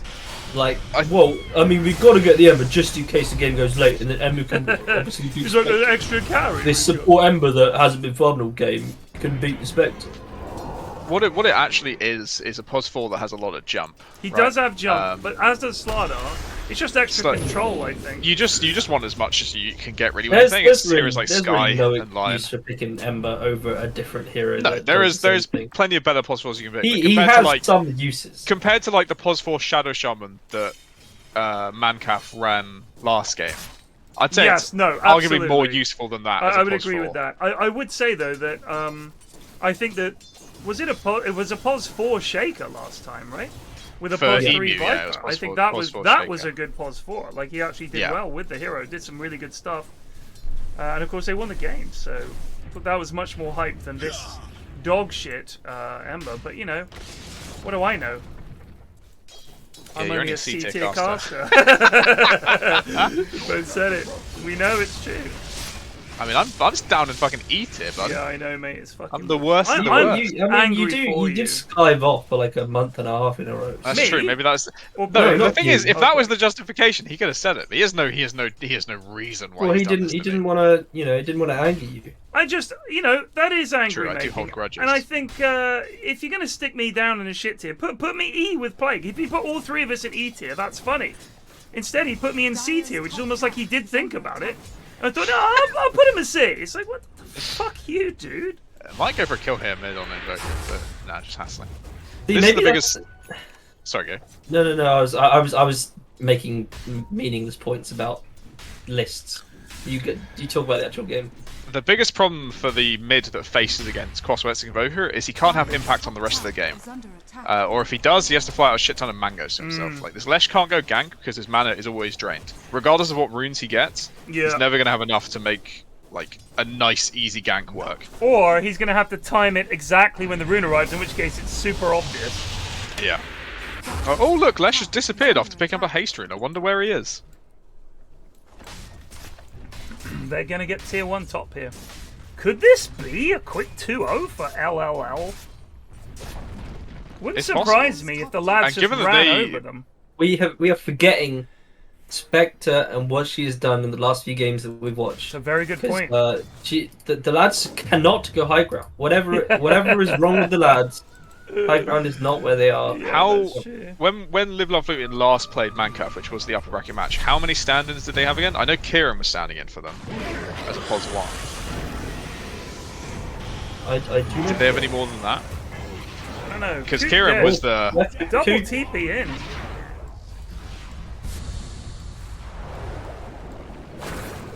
Oh, there's the Ember play. That's actually really fucking nice. This is what I mean. It's like, even if it's a stupid pos 4, having an actual pos 4 hero rather than a pos 5 who is off lane. It could have been Spirit Breaker or anything that did that, but yes, that is actually pretty fun. I suppose it's almost like a Spirit Breaker whose charge can't be interrupted. Yeah, exactly. I mean, you can't do it from across the map, but you're up against a Lion. If you're a Spirit Breaker, every time you try charging, you're gonna get fucking hexed and shit. It is quite nice. But it's specifically good when two people are standing next to each other and nothing else around them. If Ted, if this like in houses in GOONTI, I think does become like really huge one day. Can you get Virgin Media to sponsor the replay moments as a little homage to the lagging and buffering and from the past? Fucking hilarious. Yeah, I'm ready for GOONTI to go big. I reckon it could. Alongside actual TI. I mean, the big problem is apart from, you know, TED viewers, who are we bringing in? Who is our target audience? I mean, will bad players watch this? They're all here. I'd like to think so. We've hoovered them up. But the thing is, there is a large market of bad players. Yeah, but they're all already watching. The largest Dota demographic of bad players. Oh my! Oh, what a play! God. And he's in. Wow. Emu is it's a fair play to he is fucking owning. So they trade plus 5 for plus 5, but they also bait Spectre to come bot. So captures, and the manner is walked into the EMP. All of the diagonal here and I have not watched that lad in fucking ages. I haven't been recommended any of his. I bet he's had some spicy takes on the chess drama. Yeah, I haven't actually been that interested in chess apart from the drama. But he's gonna do it in the most like Agad Metal way. Yeah. And you see Magnus has no chance of winning here, so. And of course, Black is winning here, so. The vibrator is coming into good effect on this move. You can see he's done his preparation well. Vibrate, and the game is over. We obviously had 3 vibrations here, which means go for the move king to g4. I wish he would do that. I want a t-shirt that says captures, and Black is winning. That would be hilarious, just on its own. And just says sorry about that every like 2 minutes. For no apparent reason. What, like his dog is on the sofa or something? That kind of thing. Yeah. Sorry about that. They are gonna kill Spectre here.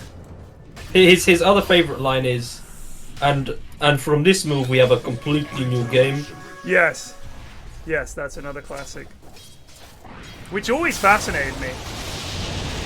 This is a messy old fight. So they get started. They do get lagged. Slays match, and now the spin is going off, but everyone is running away from each other.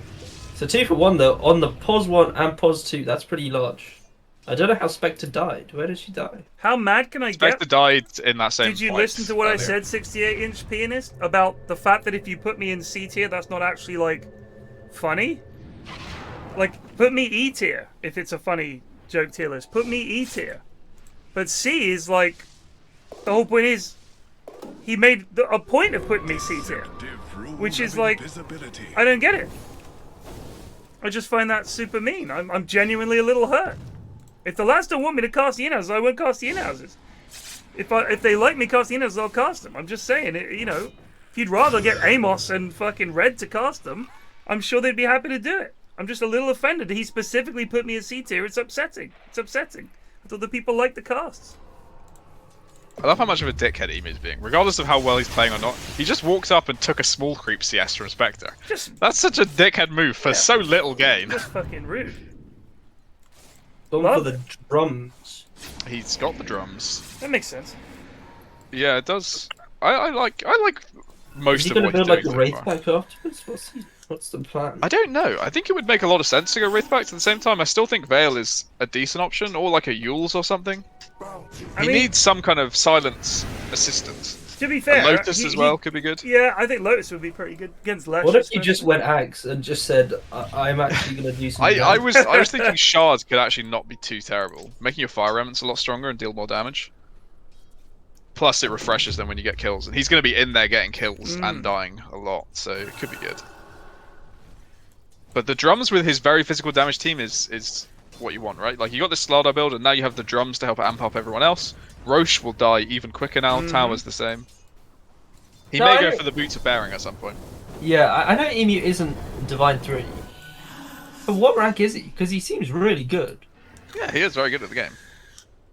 Oh, we've had these discussions before. He is a good player. Is he on the way out? Is he graduating soon? He's probably one of the people who will graduate eventually. Yeah. Maybe the entire winning team can't play in house. Let's have these GOONTIs every week then. Just siphon off all the lads. Get him out. They're gonna catch. Oh, just misses. Madge, by the way, has done absolutely fuck all so far.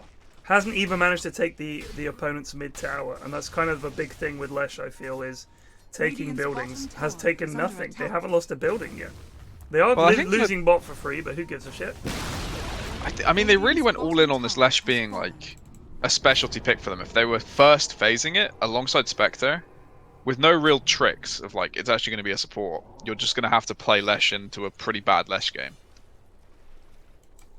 Or maybe it's actually a good Lesh game and he's playing badly. I don't know. Ashwin could tell me how he'd feel playing as his heroes, but I think overwhelming physical damage. I think he just had. It's a hard lane versus a Boker. Yeah. You don't really get much opportunity to do stuff.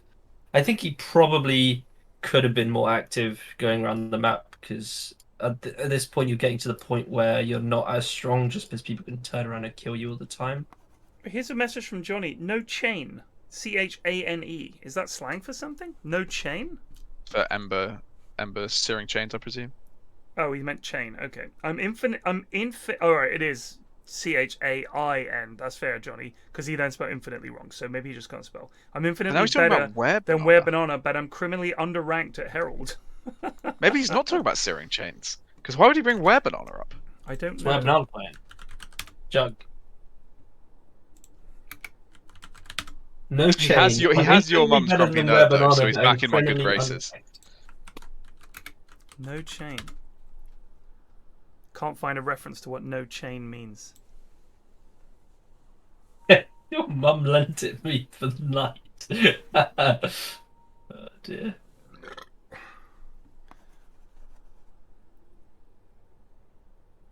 Nota mentioned. Yep, nice. Yeah, Zoe has committed the cardinal sin of trying to correct someone's grammar or spelling and then fucking it up yourself. My favourite. It's a painful one. Oh yeah, can we please say clear skies whenever we greet each other now? Clear skies.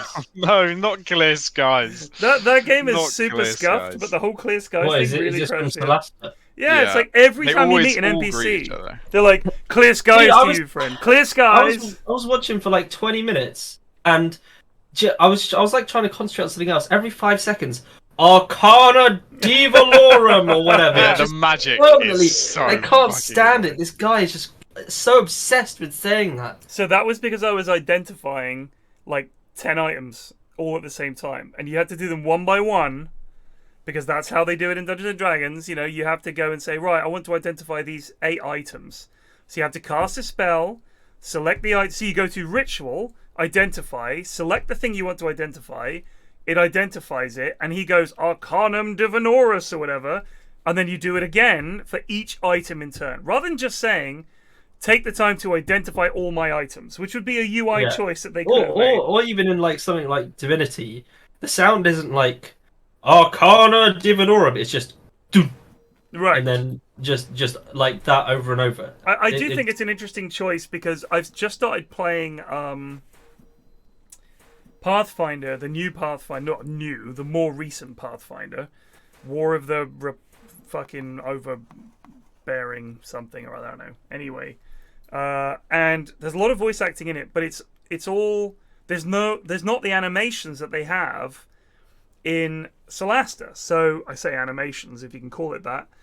it'll be like the in-game engine rather than anything specifically rendered. They just zoom in slightly and have people do stuff. So when they go to hand something to someone, they just wave their empty palm in the air, and the person just waves their empty palm in the air, and that's them handing something to each other. You know what it is. But my point is, if it looks that dog shit, and it means that the voice acting is super breaky, because of course, deliver line, cut to response to that line, just fucking use the text boxes, because in Pathfinder, it's just text boxes with voiceover. So the box pops up, it has the line, you just click continue, blah blah blah. And the voice acting is all the better for a big fight. They're trying to get Ember. And they're gonna get Ember, they blow dead. a lot. Can they get more? Iggy and Aliens in the back just clicking Coop. Zombie Slash is not gonna work. No, and Weaponana is now dead. There's a nice tornado, catches 3. It's all Spectre needs, just a couple fights where she can get some XP and some gold and gain. I genuinely wonder if Jug didn't realise Spectre was actually in on Chikura in the backline and thought it was still an illusion. Because he was just kind of chilling, hitting the tower whilst Coop was being hunted and hounded by the Spectre. Just didn't seem to give a fuck.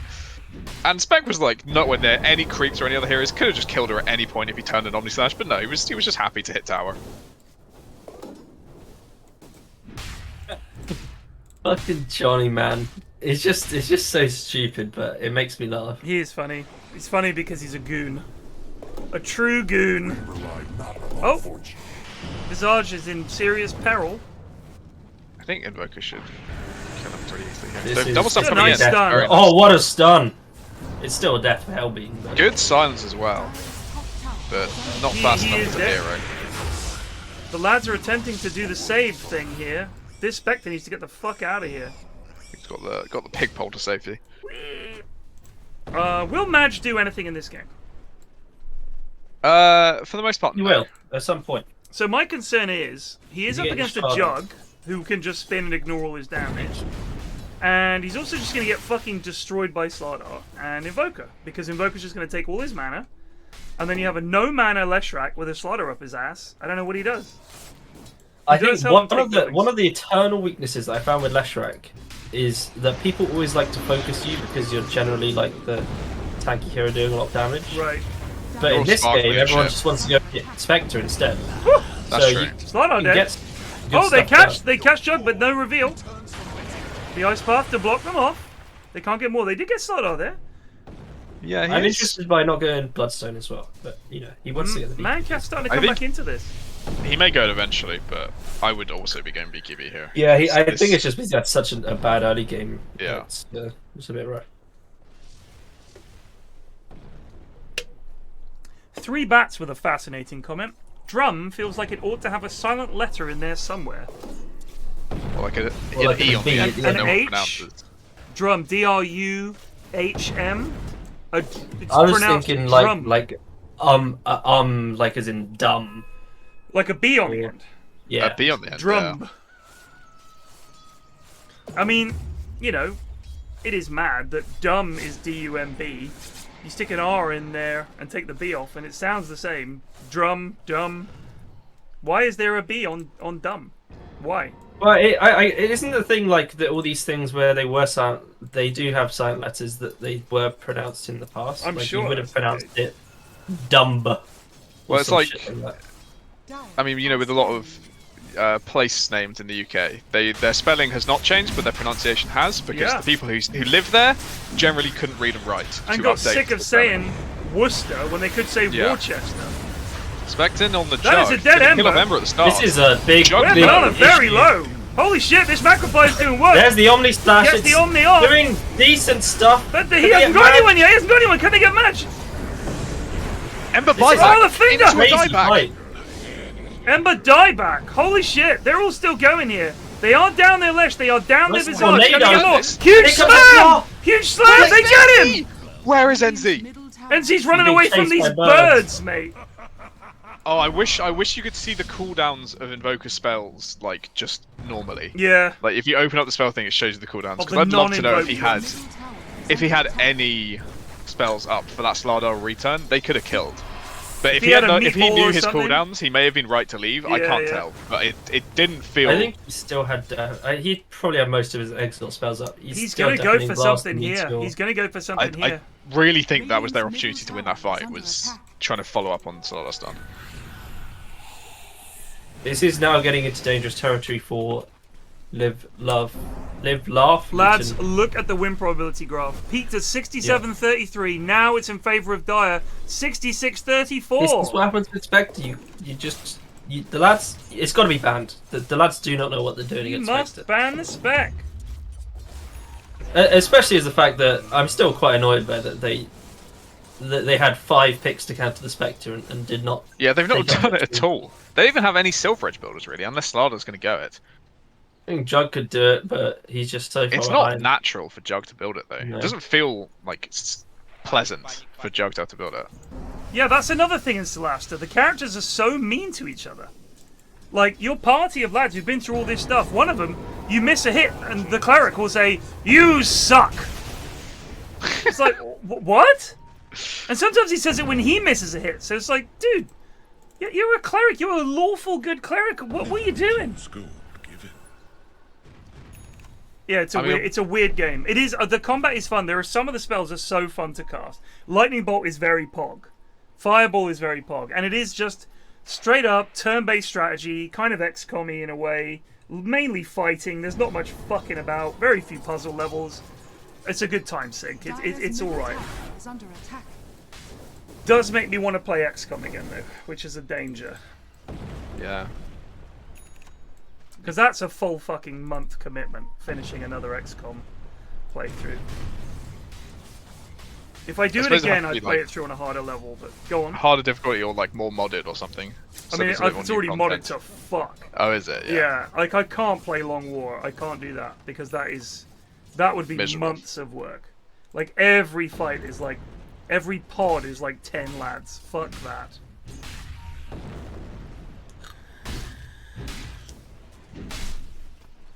So it's not Kingmaker that I'm playing, it's the other one. It's whatever the newer one is. What, WOTR or WTERS or whatever.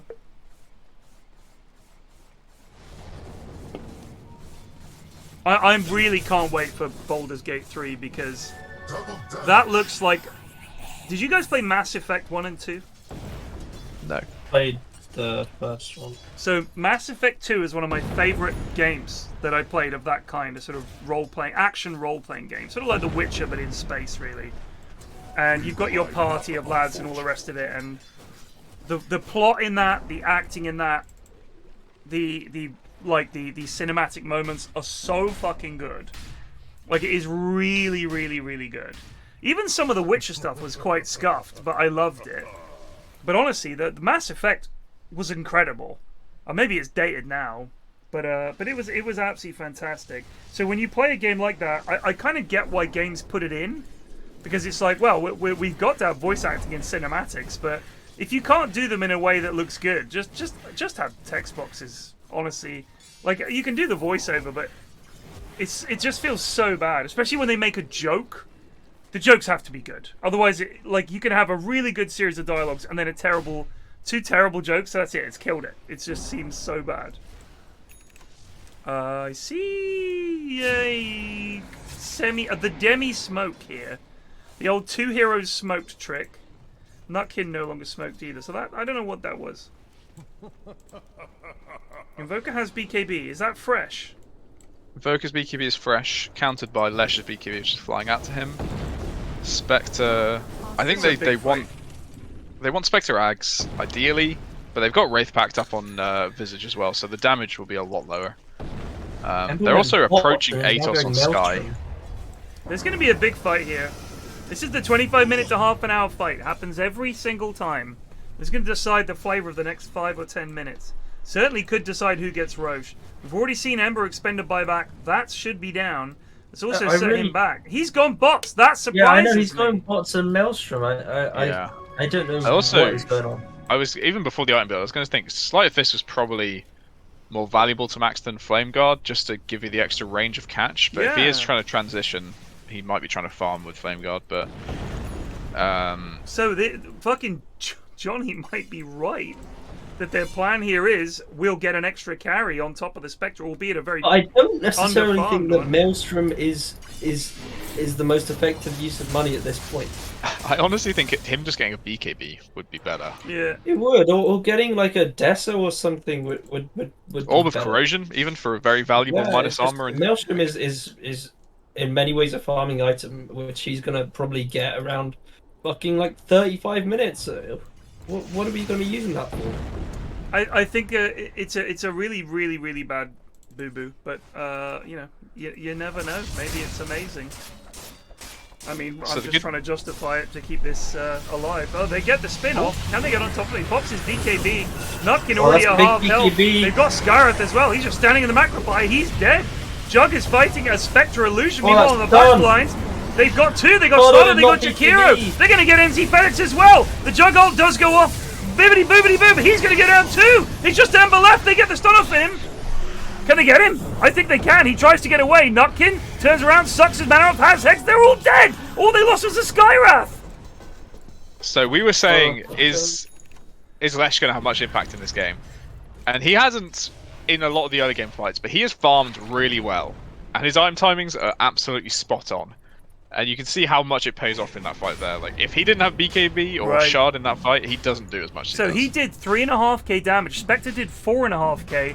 I don't know if you guys saw it, just northeast of the small Dire camp there in the jungle. Jug was fighting a Spectre Illusion for most of that fight. Yeah, 3 of their heroes went down, and then Jug ran back in, Omni-slashed, but it was on the whole team, including the familiars, right? So it just didn't do anything. The problem that Jug had was he's gone for this Midas, Milner, and Shard, so he farms astonishingly fast, which is why he's able to keep up with the Lash. Lads.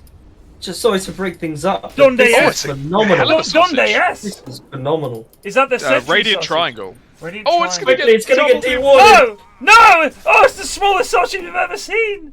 That was value. That's 2. So one issue is they started Roche, but they didn't have time to finish it. Yeah. So now Radiant could go in and do Roche. This could be bad. Yeah, they got Slaughter as well. Just to finish off what I was saying before, Jug has a very fast farming build, but he hasn't got Manta. So when he's silenced in the fight by Sky, he can't go in and chase people. All he can do is sit there and hit the Spec Illusion, because if he goes in, he'll die. Yeah. So until that Manta comes up, that is what he will do in some fights. Is get silenced, have to run away, and kind of hit a Spec Illusion. No! Oh my days. NPR pop BKB there to fight an Illusion. Gets a tip from Madge. Now they're all on the high ground. They know. They've smoked. Can they catch someone here? They're on the run. They might get, again, Jug, no Manta. If Sky's nearby, and they get vision of him, but it's nighttime. This is the peril of smoking at nighttime. Yeah. It's so much harder to find the jump. Because they will see you pretty much at the same time you see them.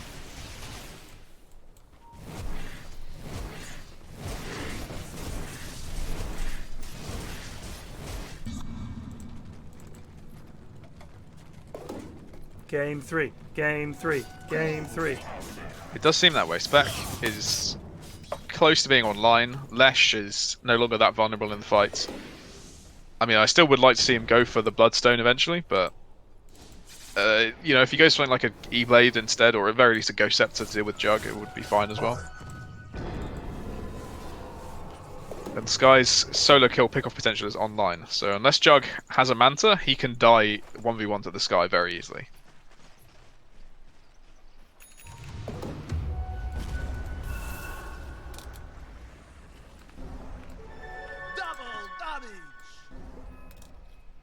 I think that's an Atos that just arrived on Sky. I could be wrong. Yeah, he's got it. He's got it at the moment, so he's ready and willing to kill.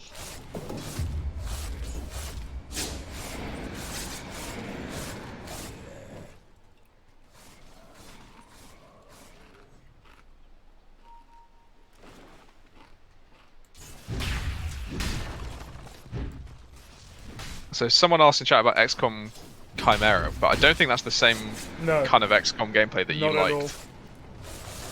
Fixed heroes for one thing. What I love is building a team up of lads from rookie all the way up. That's what I love.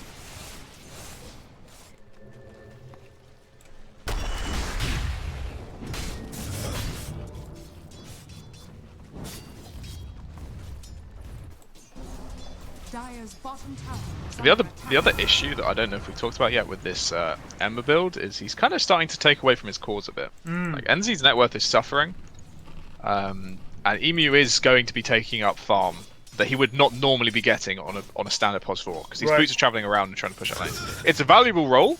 Like they will set up good team fights with him pushing out lanes, but it will hurt other elements of his team's game. And NZ's farm is becoming an issue. He's really far behind.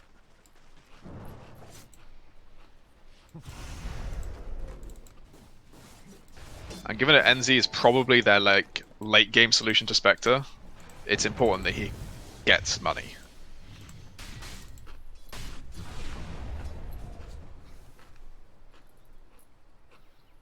I mean, Mass Effect 2, I think it came out before I started streaming. Let's have a look.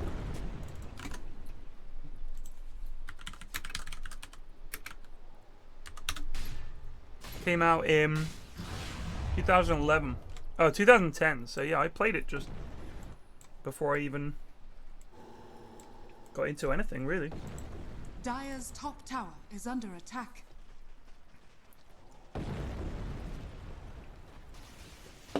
So Radiant have been able to hold off of losing any objectives, and they have Manta done on Jug now. So fighting for him becomes a lot easier. And he can go back to split pushing a lot more aggressively, because the Sky is no longer a threat. But on the other hand, there's a Lion with Blink, and Blink Hex is still uncounterable.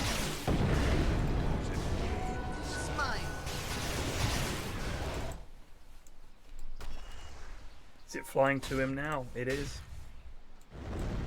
Well, Roche was half health, has recovered.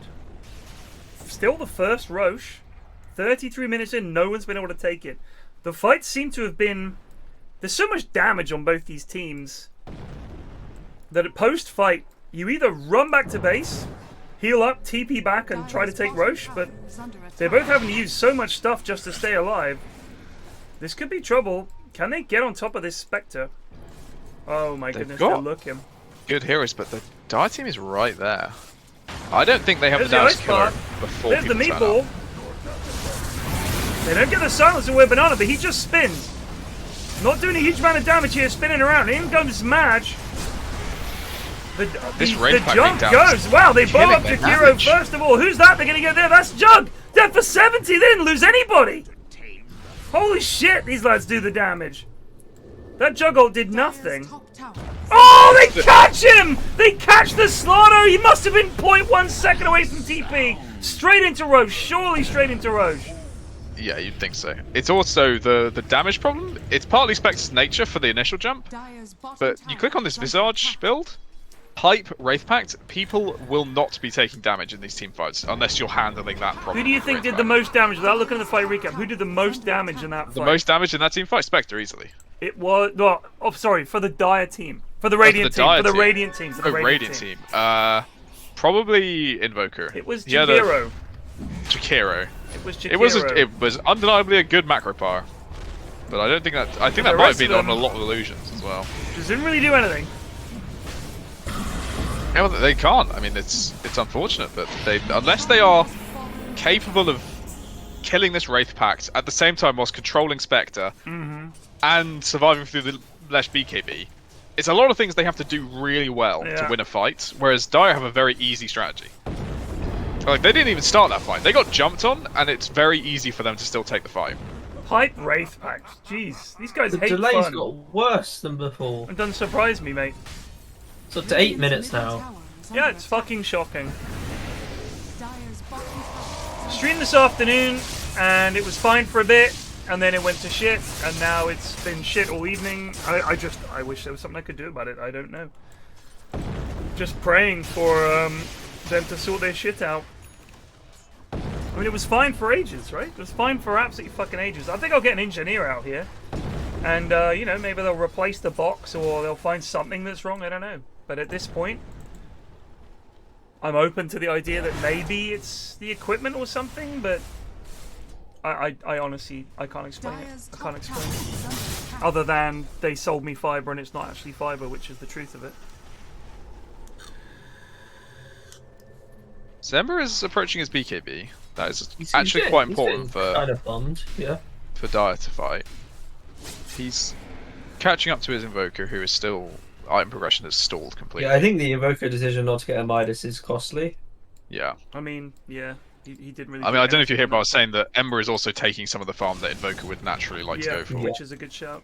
Like, Invoker with BKB and Blink should be the split pusher, not your Ember. I think as well, you know, the weird thing is, Plague, not just that he's taking farm, but he's changed the way Emu's playing. He's now playing as a catch-up carry. Rather than, I thought the combo that was working was him and Slardar going in and catching people and getting pickoffs, but now it's like, no, I'm now a carry, and I'm gonna fucking zoop around and farm. I mean, he's taking all these camps and all this farm, and now they're splitting the farm. Basically, Slardar's doing the same thing. So they're all trying to farm, switching to net worth. Jug is the top, but then look at the next three. Spectre, Lesh, and Visage. And then Slardar, and then Invoker's fucking fifth from bottom. Not have a TP. What is he doing? He thinks he has a TP, he doesn't. Just baiting the enemy team a bit. Was that a mini ult from Spectre? It was a mini haunt onto the illusions. Yeah, and their damage problems were bad already, and now there's an Assault Cuirass on Visage. I don't know how they kill someone in this fight. Even if they jump like a Lion. Lion has 1700 HP. Plus Wraith Pact, plus Pipe, plus AC that's going to be from the Visage hanging out nearby. And almost Ags. Yeah, I don't know how they kill people at the moment. Sky's even tankier, 1800. And Coop's dead. Oh no, I didn't realize she had 4 stuff. She escapes. And... Are they ready to take this fight though? Fuck out of here. Dire have good vision. Jumping in on Sky, they get him. Spectre straight in! Straight on NZ! Can't catch him!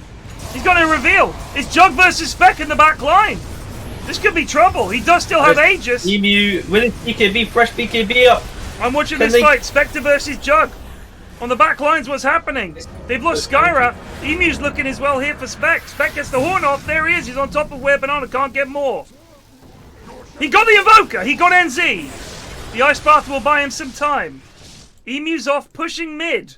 Or something. I'm not entirely sure. He's trying to cut the wave mid lane. So they got the Invoker, they got the Star, they did not get the Jug. That was an Aegis fight. All they lost for it was a Skywrath. As you said, Plague, very hard to do damage. The Jug actually did a lot of damage, but that was because he was fighting. The Spectre got isolated. It was him against Invoker and Jug. If he can get his team with him, I think that's a one fight. I think, you know, that was the Ags fight, and the losses were not too bad. Yeah. Invoker and Slardar, basically, and that's it. And for the Aegis fight, that's not terrible. They did manage to escape pretty well. You'd like to have just kind of killed the Aegis without having to commit Omnislash, and then Omnislashed after. Yeah. But it's okay. But you really need something to go in your favor soon. Is it me or is NZ seems to be running out of spells in these fights? Like, he casts 2, maybe, like, he'll cast Tornado EMP and then he ghost walks away pretty much every fight. Like, I don't feel like he's doing anything. The Spectre, when he Ags haunts in on NZ, he has Mindbreaker, so he gets silenced immediately. And that means he has to pop BKB just for Spectre. And you don't really want to use your BKB for Spectre, right? You want to save it for when you're trying to go in on this Lion or fighting this Lesh. So he's only ever, like, using his BKB to dodge the silence that Spectre has, and not really to fight. So then he has to start throwing out 2 spells and then running away. Oh, they've gone in on Where Banana. They can't get him. Ice Path isn't going to do anything here. They're going to turn around and just get this building. Lesh's tower damage is fucking crazy. Yeah, that is nuts. There goes the triple meatball. Alfredo does need to be careful here. He doesn't have Aegis, but it's so hard to go on him when he's got these fucking Lesh stuns overlapping everywhere. Wait for the Macropie to go down, and then I guess they're going to go again. Here they go. Constant Lesh stuns. Anyone dares to come in, there's a very good chance they get stunned. Visage Bird's there. Doing some serious damage to these towers. There's a set of racks. And he just walks away. Holy shit, they couldn't do anything. Emu trying to take top here, trying to pressure it at least. Here comes Visage, Emu's out, and they get the buildings.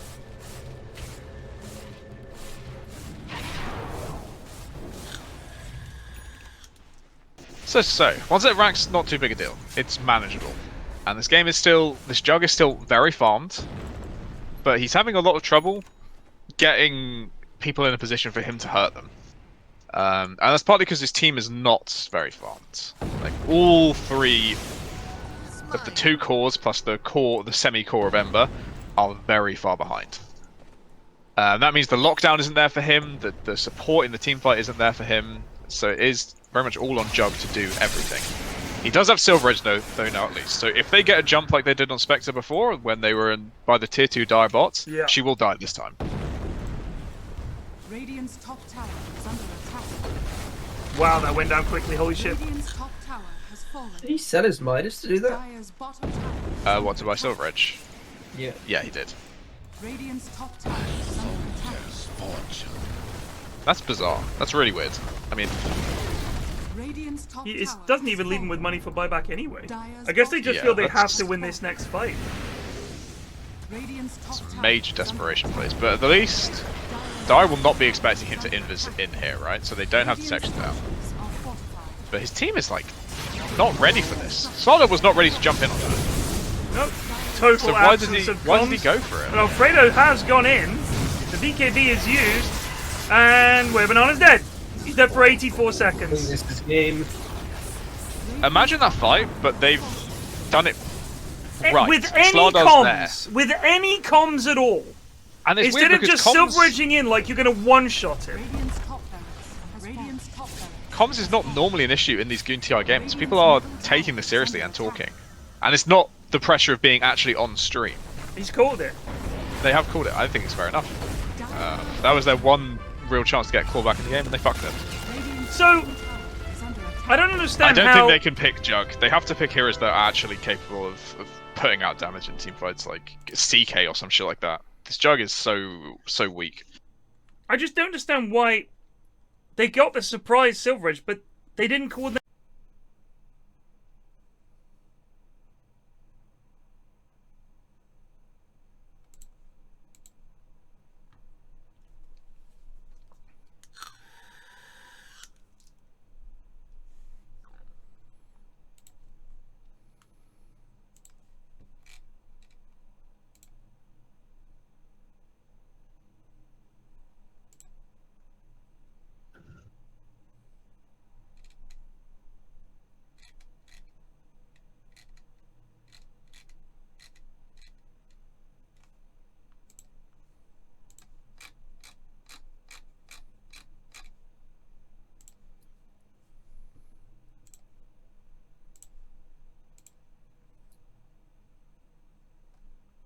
I think we're back.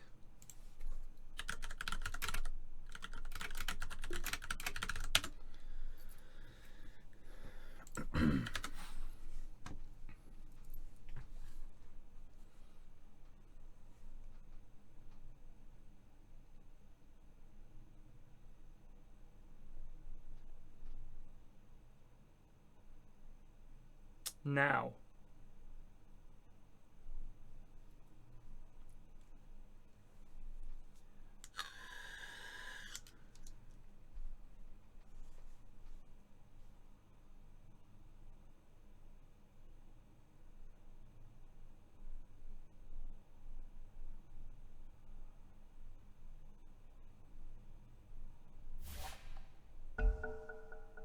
The game.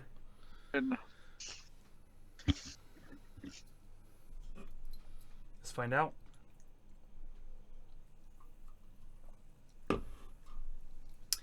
Who's gonna fail to connect? I think it's me, team. I think I am the failure. What were you doing? No, I am connecting now, actually. I'm in. Oh, thank God. God, if you'd let the side down, Radiant mate. team We've got back. enough internet problems tonight. Don't need you as well. Please. Right, so. Who won that last game? Was it Live Laugh Luton or Mancuff? I can't remember. Live Laugh It was Luton? Live Laugh Luton who Right. won the first game. It was Mancaf who won the Mancaf, second yes. game. 10 Okay, seconds remaining. Mancuff won the second game. I think the lads should probably ban Spectre. I'm going to be honest 5 with you. seconds I think they remaining. should ban Spectre. And I also think they should Team just pick back. some serious fucking heroes. Picking the Ember 4. Radiant gamble. team ban. I respect the hustle, But don't do it. I think it's bad. Dire team ban. So first pick for Mancaf, which generally means Live Love Luton will have the advantage in the draft because there's not one hero in Dota that's better than every single other hero right now. Are you serious? What about Undying, mate? They nerfed him a bit, and it's only on Undying. It's not like how like Tiny used to be or something. Right. 5 seconds remaining. Radiant Marcy's still uber picked in the fucking. Marcy is still uber picked, though. I think the most picked here at the moment is szethw or something like that. Yeah, I saw a few SF games. I think the thing with Marcy is, and Batrider is also like, I think Batrider was actually still one of the most picked and banned heroes.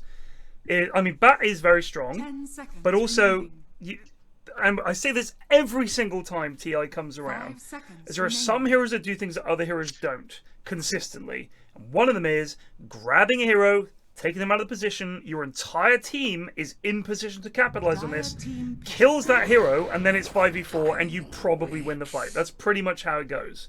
That's pro Dota. In a lot of these fights is, do we have someone who can grab a lad, and we can then kill that lad and we win the fight? And Bat gives you that, Marcy gives you that, Tiny gives you that. That's why these heroes are so fucking big. Mag gives you that.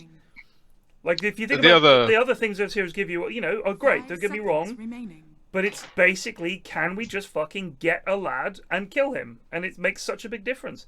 Pudge, yeah, Pudge is huge. The other part of that equation is Vision Hero, which is what Undying is actually amazing for. Right. Because Tombstone has like 1200 or 1300 vision in daytime. And that vision is how your jumping hero finds the right catch. Yep. By the way, they have actually gone for the Undying, which is the best first pick I think they can do. Because normally in these games, they squander it on some Jakiro. Right. Or a Lich. Or a Lich. But the thing is, with Live Love Luton's pick order, they get final pick a second phase, which means you can normally get a carry a good game, and final pick overall, which is good for your mid. I think, in general, Radiant is the stronger side, and second pick is the stronger drafting order, I think. Do you know what I find interesting? Do you remember, I'm pretty sure the Lich ult used to bounce to Undying Zombies. And then they removed that, and now it doesn't. But I remember a lot of games, because I played a lot of Lich games, where you pick Lich and they pick Undying, and all of a sudden, your ult is fucking useless. Like, absolutely does nothing. It was so, so sad.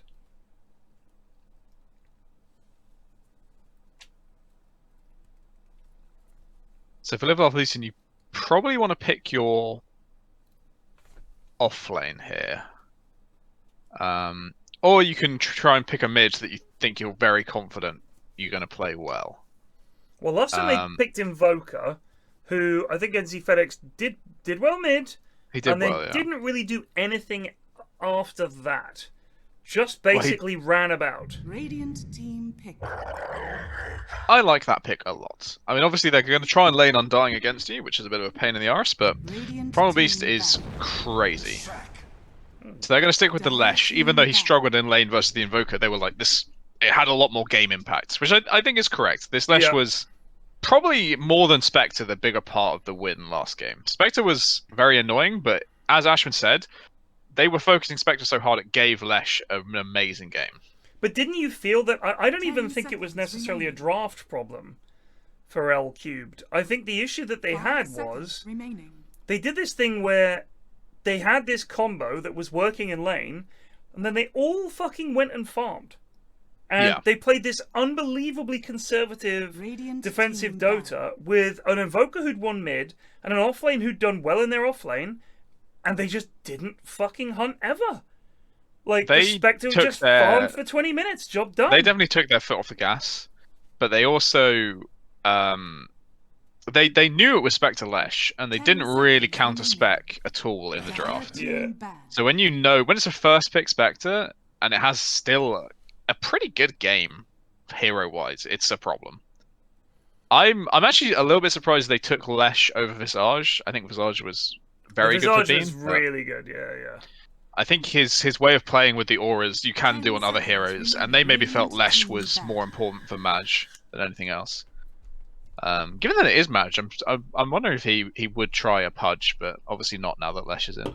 Well, could be a surprise Lesh pos 4.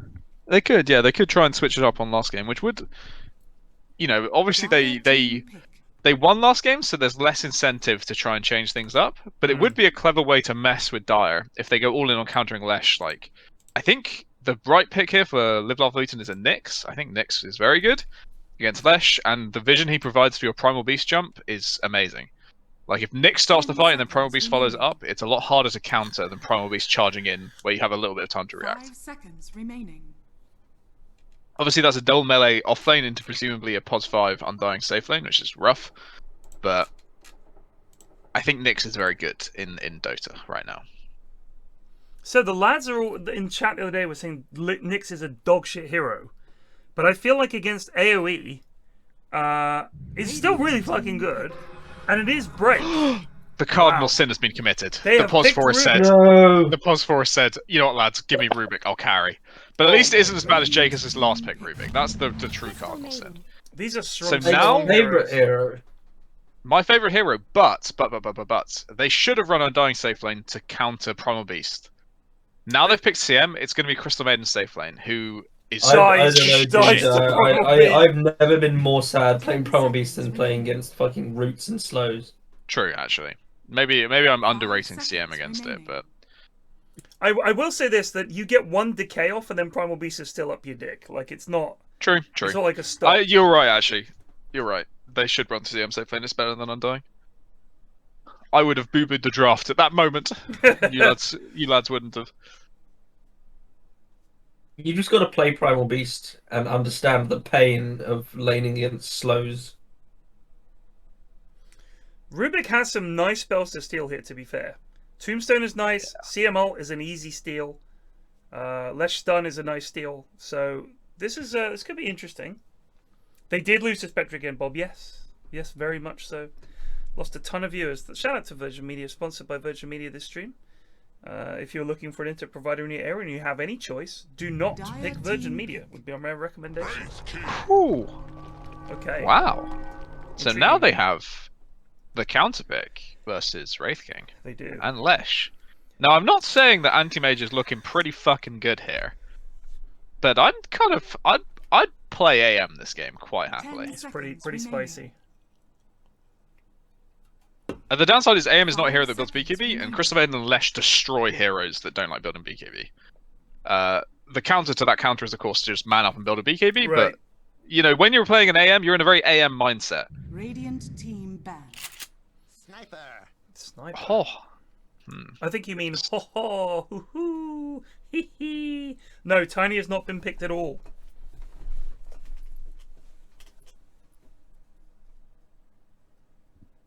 I'm clipping in client. 10 seconds remaining. Am I clipping on Discord at all? You're not clipping on Discord. The clipping in client might just be Dota, because I don't trust Dotas. I've seen a few people streaming, or if I'm watching sometimes official matches in client, the audio clips. But so it could just be Dota, but it wouldn't surprise me if it was internet being dog shit. Is Ashwin here? He is here. Yes. Dire team ban. I was worried you muted yourself without noticing. So presumably, actually, we can't even, I was going to say presumably it's Sniper mid, but we can't even really say that for sure. It could be Sniper Pos 1, and they still get overall last pick, so they can set up their lanes however which way they want to get the best matchups. I think Sniper does well versus Lesh in lane. I think Lesh will struggle to deal with. I think it has to be Sniper mid. Yeah. 10 seconds remaining. I don't think Banana would play it safe lane. I think he does play it. Remaining. They've saved their last pick for Bean as well on Radiant. Unless they're doing the crazy Lesh Pos 3 shit, which I don't think they are.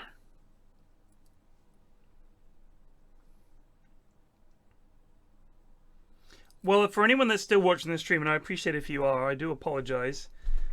Stick us on another monitor and get on with something and occasionally look up. That's the only way you can watch this. Is really the morning stream vibe. Yeah, just go for the morning stream vibe. Get on with your work. Do something else. Watch a YouTube vid and occasionally peek at the monitor because there's no way to watch this. It's literally I've got it on the other monitor and it's buffering every couple of seconds. It's fucking dog. Oh. Snap. Okay, I don't. really like that at all. 3 I don't like that at all. Interesting. I don't like that for a few reasons, but mainly the Lesh is going to be the one starting these fights. And I don't like that. I don't like having to run in as Leshrac and Yule's stun someone, and then I don't like Mancat's draft here much. I like the Undying, I like the CM, but this Snapfire pick has fucked them as far as I'm concerned. Okay. That was 1 second remaining on the pick there, so they just snuck that in. Really? Yeah, there was 1 second remaining. So for Radiant, they've gone for a strat that is basically a balling up, right? They don't want to. It is mid Ember, by the way. Yeah, it is. It is mid Ember this time. And szethw and Sniper. I thought Sniper would be mid there. You're right. That's odd. And it's a pos 3 Undying, pos 4 Snapfire. Either way, the point is they want to play around this Lesh and take towers as 5. But Primal Beast is a god tier hero at breaking up 5-man formations because he's so fucking disruptive in teamfights. So a lot of this game will NPR have enough farm to be able to go in like that? Because as you said, no initiation on Radiant whatsoever, really. So they have to play around objectives, so they don't have to initiate. They're just taking your tower, and you have to initiate onto them. Mm.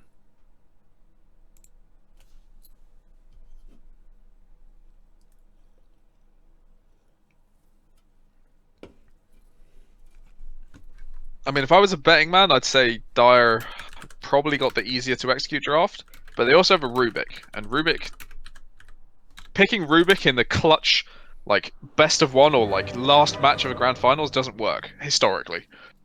They never have the impact they think they're going to, but Emu has been very good in these games so far.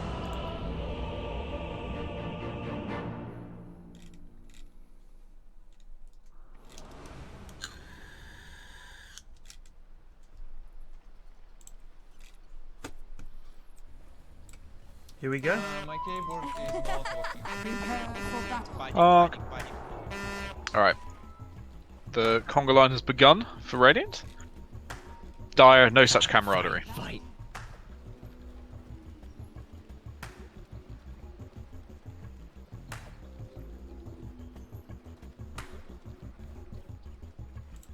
I hate life. Very cool of you.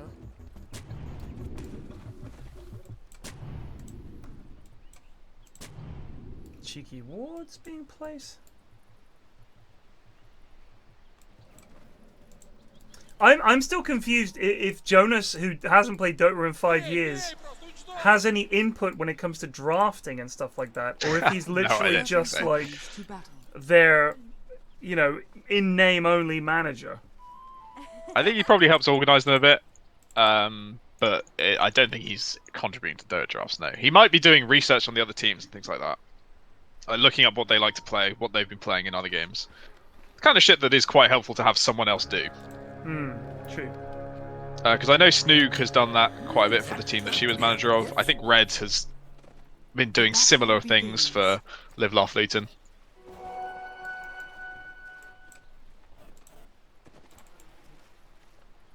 Should we call it a draw, lads? Sure.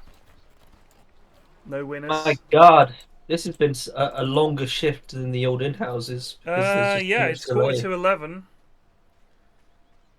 It's fucking unreal. But on topic of in-houses, are you doing in-houses tomorrow?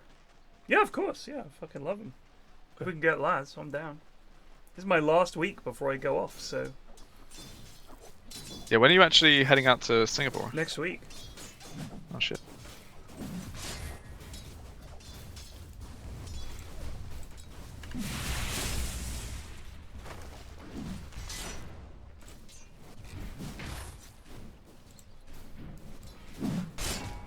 Lost hits and denies. Ember Spirit doing well so far. So, Bean has come to lane with no regen, sent some out to himself, so he's gone for a very Aggie build with lots of mana regen plus a Bassi. At the same time, I don't think Sniper will be worried at all by the lane he's up against, right? No, I don't think so. Snapfire will struggle to get close enough to get a good Q off, and Undying is the same thing. Plus, Crystal Maiden's just a... Oh no, he's not in Crystal Maiden. Who is it? Top Lich. Yeah. Lich is an also good laner. Yep, the slow is big. I mean, if they put down the tombstone, you know, Sniper can shrapnel the Undying. I guess the only concern they've got is if they super dive them, but I think they can keep their, as long as they keep their range. And also, in these fights, as it goes on, Sniper is a tombstone killer. Yeah. I think the other problem that Radiant have is their supports are not amazing at ganking mid on this Ember, whereas Rubik can kill Lesh when he comes over rotation quite easily. So it will be quite important for Madge to just outlane NZ a bit, because if he starts getting behind, his team can't help him too easily.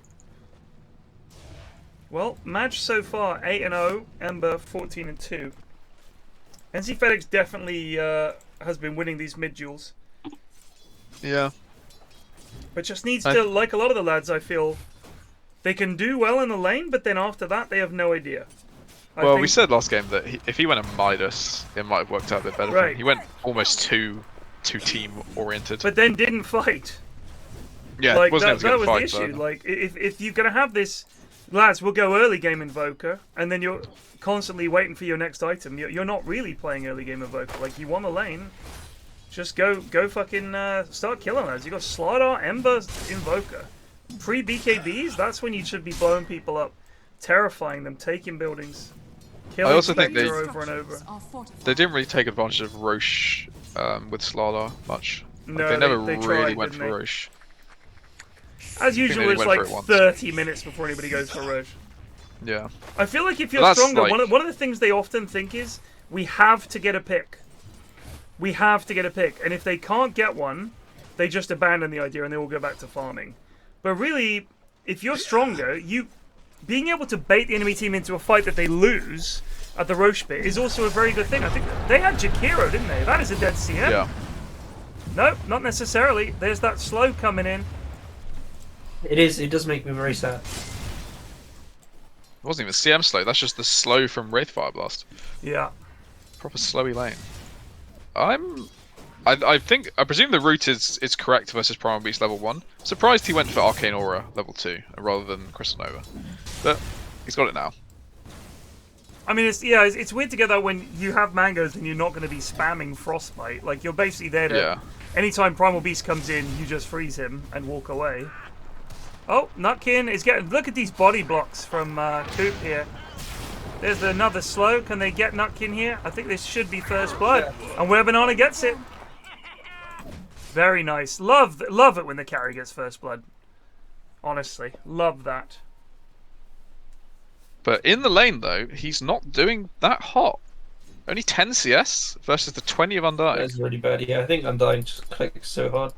The idea of Undying doing a conga line while shouting, "I hate life." Yeah, that's what every time I've ever had to do a conga line in my life, that's pretty much what I'm thinking too. How many times would that be? Quite a few times. Quite a few times. I used to work in an office. I'm gonna say I've done a conga line maybe like twice. It was a big thing back in the 80s, you know? In the same way that I've done the Macarena again like twice. That I haven't done. How many times do you say you've done the cha-cha slide? None. Really? Yeah, that was a classic. I don't even know what the cha-cha slide looks like. The slide to the left. No. Slide to the right. You didn't have a charted. No, I've never This is not part of it. No. I've never done the cha-cha slide. I did Agadoo, do shake the pineapple something tree. Agadoo, do. It's a hula melody, something like that, which was a big song in the 80s. By Black Lace. Anyone that remembers? Shout out to Black Lace. What a band. They were a kill block, but they killed the Rubik. We'll achieve it. Yours has the stick. Probably cast freeze on him, mate. There you go. Look at that damage. I reckon that's fucking busted. It's so much damage. It's actually nuts. Like you hit someone with a frostbite and you just it feels like it's ignoring magic resistance or something. Like it really does feel like so much damage. Hark. Anzi's continuing to do very well mid. This feels like a matchup he's practiced before. He's dodged every single one of Madge's cues that he needs to dodge. Right. See? Yeah. I've kept that relevant. He had his phone guard on, so he knew he didn't have to dodge that one. Shouldn't have interrupted you, Plague. You were in the middle of making an excellent and well-timed point, of course.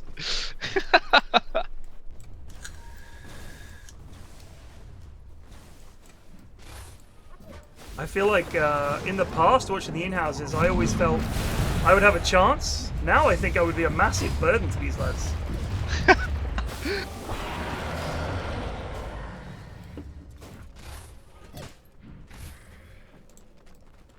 Madge really needs to start pump faking some of these stunts.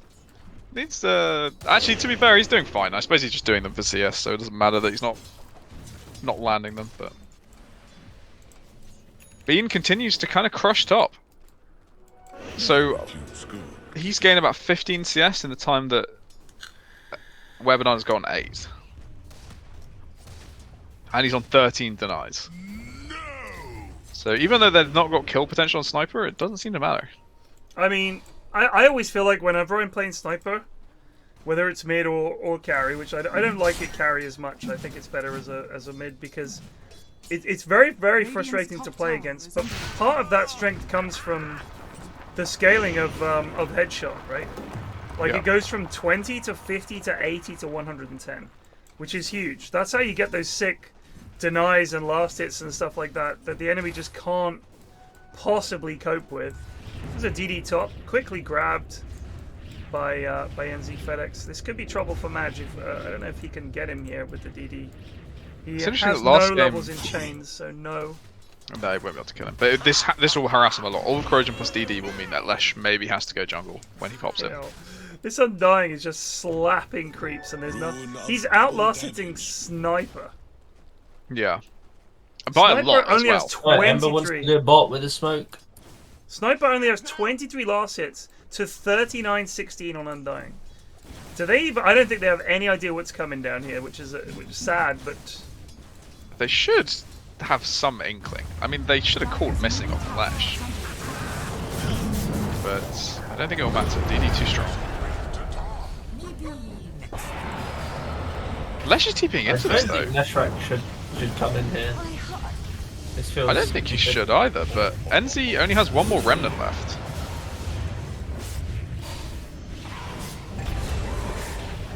NZ's got he's got shit! Oh, that was so fire on Lesh. He could have lived. He did have fairy fire. He actually could have got a triple kill there. Holy shit! Heat of battle. Heat of battle. Heat of battle. I think. But that was big. That was big. I don't know what went wrong with NZ there. He didn't.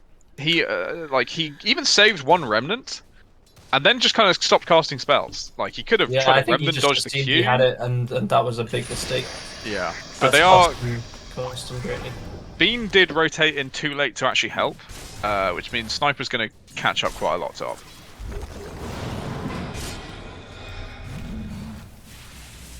See, I'm just getting fucked. Undying's gone mid, pick up some farm.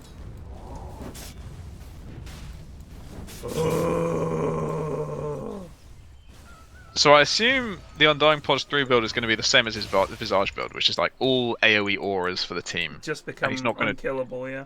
I don't think he's going to try some like crazy Echo Saber shard. I really hope not. I think that's dog shit. I think I think what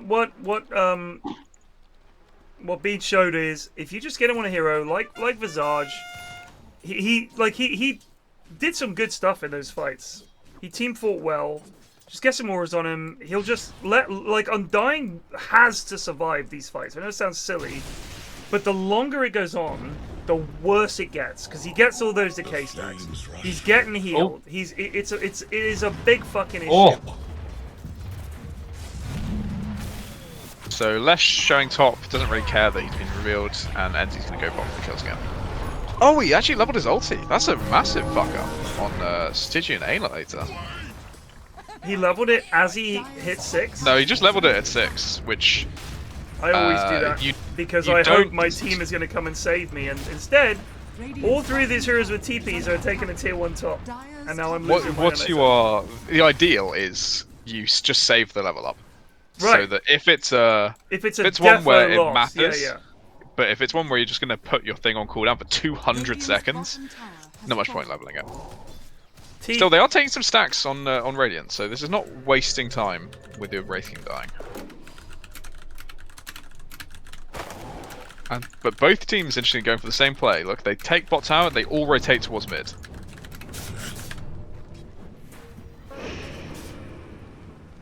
Bob, the Macarena came out when I was an old man. Too old for doing Macarenas, maybe. Oh my, this is a big fight. You might get NPR here. Madge is still alive, but not for long. The seed is down. It's taking so much damage. That seed, the gauze, might get undying. It does. They lost 2 for 2. Where was Banana there? I think he was going for the fucking bounty room. Was he in that fight? He wasn't in that fight at all, no. That's weird. At the same time, neither was Rating, so it was even, but he even just died. numbers.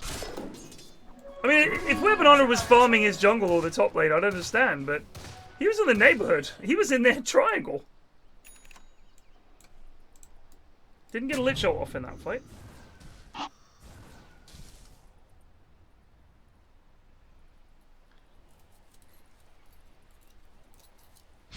I mean, I think the big difference is this Undying is stronger than Primal Beast is right now.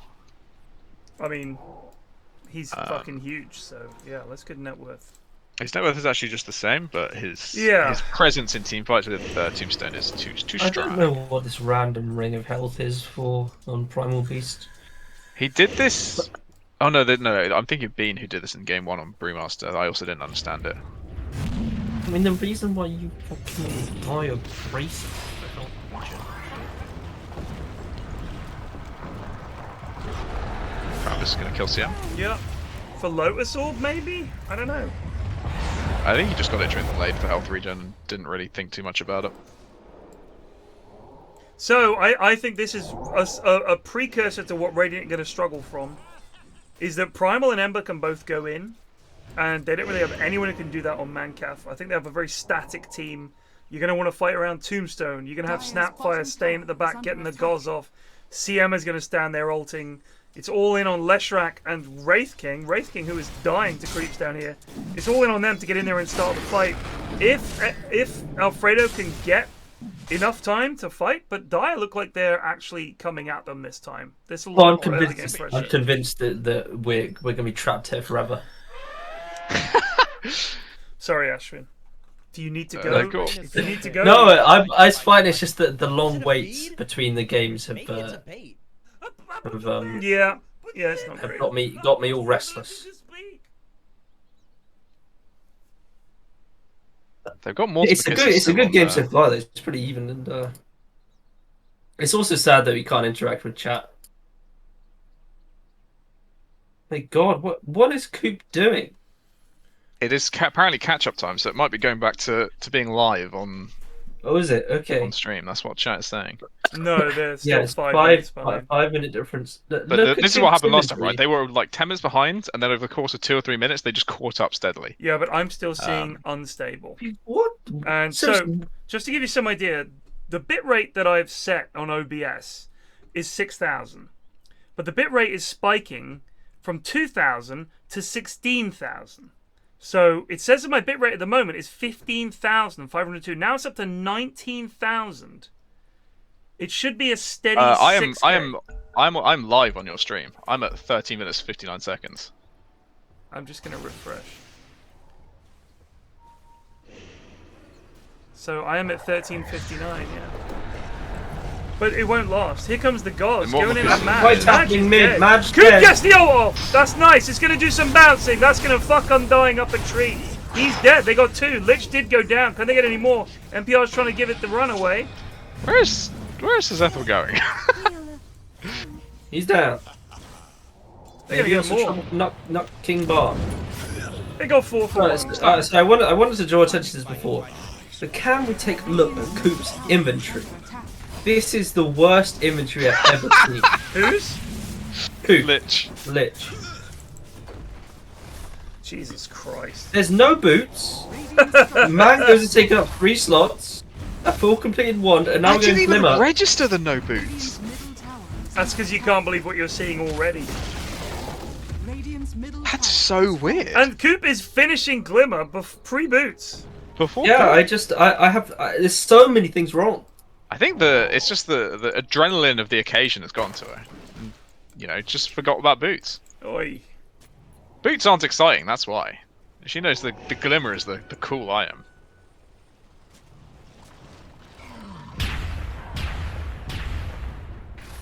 Well, that was a dub for Live Laugh Luton, if ever I've seen one.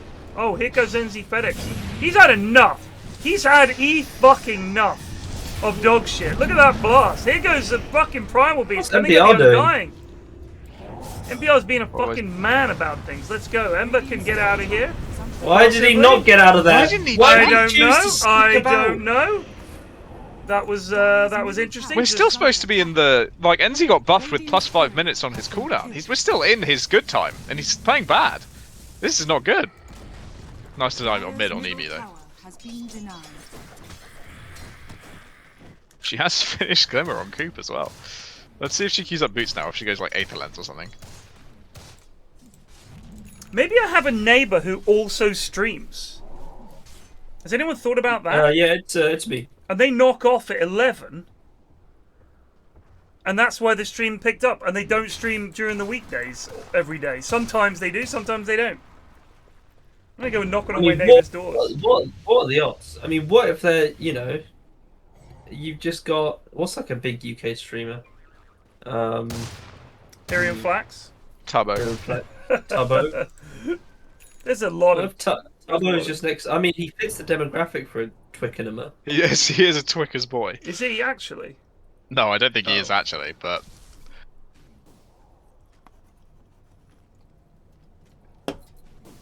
All I know is with a name like Tubbo, you can imagine that's like what his Oxford Northern. mate's I'm gonna calling. say Northern. Alright, Tubbo, mate. You're gonna be streaming. But it could equivalently be. There's a fight happening. There is. And that's a dead primal beast. That's a lot of shit expended for a good primal kill beast. steal from CM. Love to see it. Love it.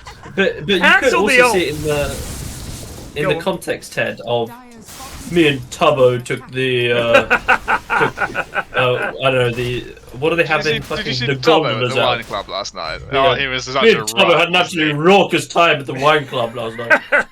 Tubbo ate so much cheese I thought he was going to perish, but he was all right. Tubbo, yes, I'll have a red, thank you. Glass of large red, and a white for the wife. Thank you, Tubbo. Have you seen Tubbo's new Porsche? Oh, it's fantastic, fantastic. Actually, would Tubbo drive a Porsche? I think they'd be Audi lads, maybe. Plague, what do posh people drive? Bentleys. Yeah, but I don't think that's a young poshman's car, is it? A Bentley? I mean, that's like uber rich. Well, the reason I say that is because my neighbour has a Bentley, and every time I have to park, I'm terrified. Because if I scrape that thing, it's like 15 grand to get it repainted. Your Rolls have scraped my Bentley! How dare you! That's an insult! Bentley outranks Rolls Royce. This is my parking space. Plague honestly has like the least posh car of all time. My car is fucking amazing. All right, it's a Citroen Berlingo. Oh. All right? It's a legendary car. Is it actually yours? It is actually my owned car. Yeah. Did you pay for it? No, fuck no. God, I can't imagine. I bought my first car when I was 30, and it was a 25-year-old Volkswagen Golf. It was dog shit. Oh, this rating is very Aggie TP though. It's kind of spooked everyone else. Oh, Wraith King's in. He's trying to be in, but I don't know if they actually. I fucking called this. I'm so good. God damn. No wonder I go to every TI. Literally said this was what was going to happen to Mancat. Yeah. The no initiation strat. Bob has become a real little goblin about employment recently. Well, yeah, Bob's got a job. Ever since he got his new position. He hasn't even got a fucking job. Right, fuck off, Bob, you Tory cunt. He hasn't got a job. I'm a fucking lawyer. Knobhead.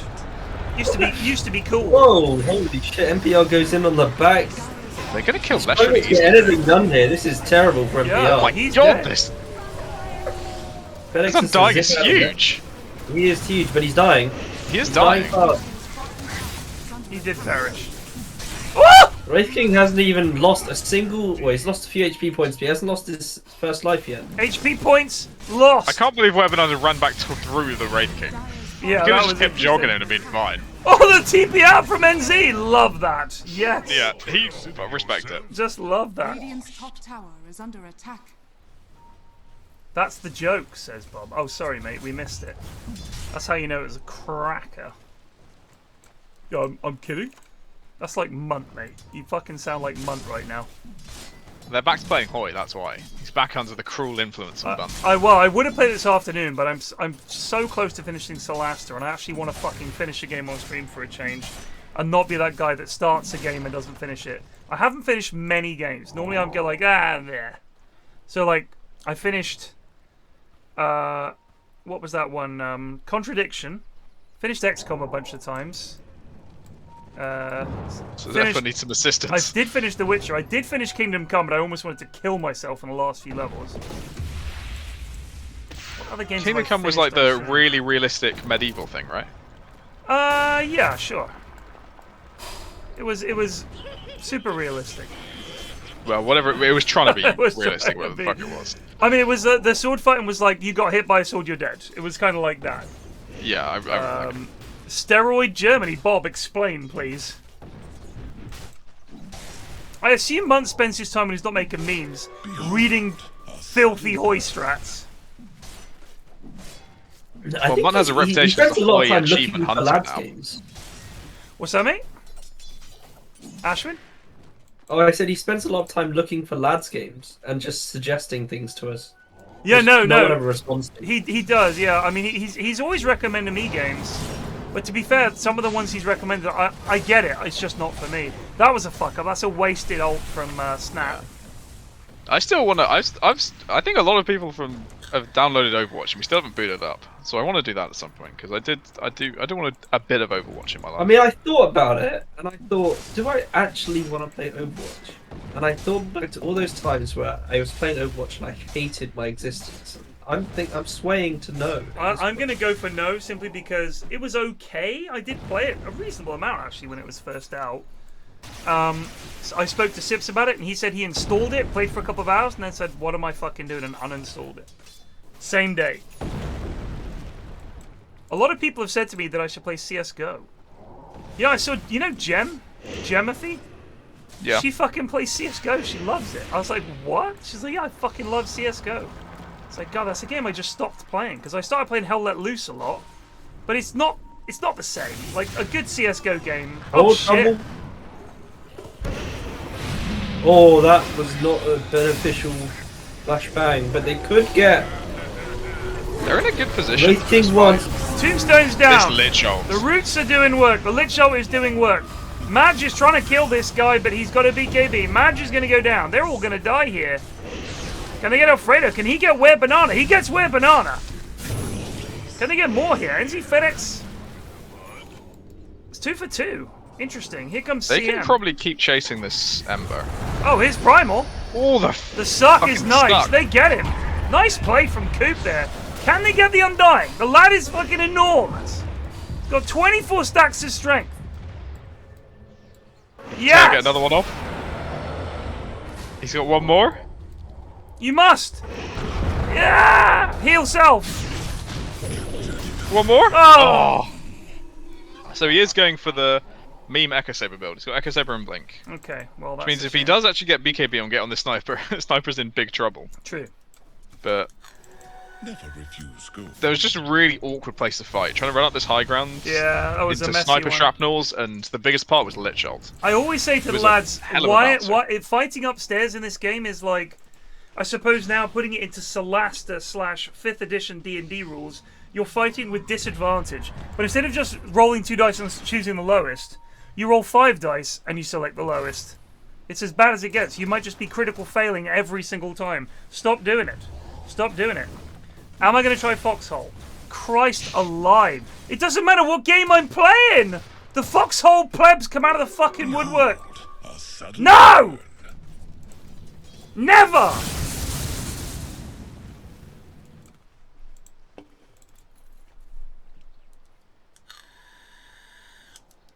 Okay, what happened? So the other thing was NZfedX had a BKB and Lesh did not. Yeah. So this game he went shard before BKB, compared to the last game where he just went straight BKB. And already it seems like a bit of a boo-boo. It does. Because it's not like they were being threatened on the high ground and they desperately need the high ground defense. They're trying to be aggressive and chase down the sniper, and he can't do it without a BKB. I mean, he would have it if he hadn't gone for this shard. Yeah, exactly. I think if they had the perfect setup, like let's say they had like RP or something, and he can stun on top of that, and then you've got CM ult and slow, and then they all get stunned again. Great, but at this point they've got BKBs of their own. Primal's got a BKB, you know, he can just go in and not give a fuck. Sniper's going to keep a distance, he's getting a BKB. Ember has a BKB. So your magic damage out of CM and Leshrac and Snapfire is minimal. Your problem is, you have to live. You have to live, and the sniper shit is going to fuck you up, Madge. You've got to have the BKB to get out, and then so that you can regoose. How would they ever catch them, I don't know. I guess just people fucking failing to kill Tombstone is pretty much what they're going to wait on. Rubik here looking for something. They've got 2 blinks now, which is their go. Oh, Lesh NZfedX is just chilling. There's a lift. Oh my god! Wraith King's gone in. They do get a stun off. It's going to stop the Rubik, but he is very dead. The Lich ult is coming in, doing some serious bouncing. They managed to get the first life of Wraith King. CM buys back. Madge is still getting eaten by these bouncers. They have got stuns on NZfedX. He's in big trouble. He almost get him with a blast. He's alive. He dodges it. He actually dodges it. By sheer chance, I'm going to say. He almost got Alfredo as well. Where Banana just clicking the Tombstone from on low, and he's got it. 2 for 1. All they lost was a Rubik, and they bought back on CM. So that was actually 3 losses plus a buyback. Again, it's the BKB diff. It is strong. Imagine that fight, but Lesh has a BKB. Isn't just getting owned by Chainfrost. Same thing with Undying. He's going for... He's got a shard now as well. All of this is things that could have been towards a BKB. And Undying is famous for many things in Dota, but farming speed is not his specialty. Agreed. Also, he's not even bothering. The reason he's gone for this blink, like you said, to get on top of the sniper, grand. But the reason he's had to rush this blink, and now he's going fucking blade mail, by the way. Yeah. The reason he's gone for this blink is because they have no other fucking jump. They literally drafted themselves into a horrible, horrible corner, and I don't know why the lads do it every time. Like, make it simple for yourself. Primal Beast is simple. Even if he dies, the fight hath begun. And that's enough. There's going to be serious problems when NZ gets Axe, because the moment they're close to killing him, because he still is in the fight. But when he has the Axe option of staying as far away as he wants and just jumping in, yeah, big problem. Even then, though, you saw what the left shot could do. It was so close to the second stun catching him. It really was so close. But so close, don't cut it, Plague. That's like saying you hit the post. Do not cut it. Yeah, you hit the post. Who fucking cares? You lost. The good news is that Dire does not have great Roche take. It's okay, because Primal Beast can tank it, and Sniper does okay damage, but it means they're not able to take the biggest advantage out of the BKB difference. I will say, I don't think it matters. They had a great Roche lineup last time with Slaughter, and they didn't bother taking it. Very true. I don't think the lads really think about these things. I almost finally got BKB. That's 2 BKBs to none. No, he's already used to one. Okay. I think I played Deep Rock Galactic with Lewis and Sips, and I just didn't enjoy it. I thought it was boring. He's getting his blink out. No, he's getting sand. You need blink. I think it's almost impossible to tell which games I'm going to like, in all honesty. They either click with me or they don't. It's hard to put it into words. Mass TP's bot. This is a gamble. I think the Dire team might want to take this fight. They've seen TP's in. They see Madge here. They see Undying here. Wraith King is not here. Do they want to take this fight? Maybe they think not. That's BKB on Mesh now.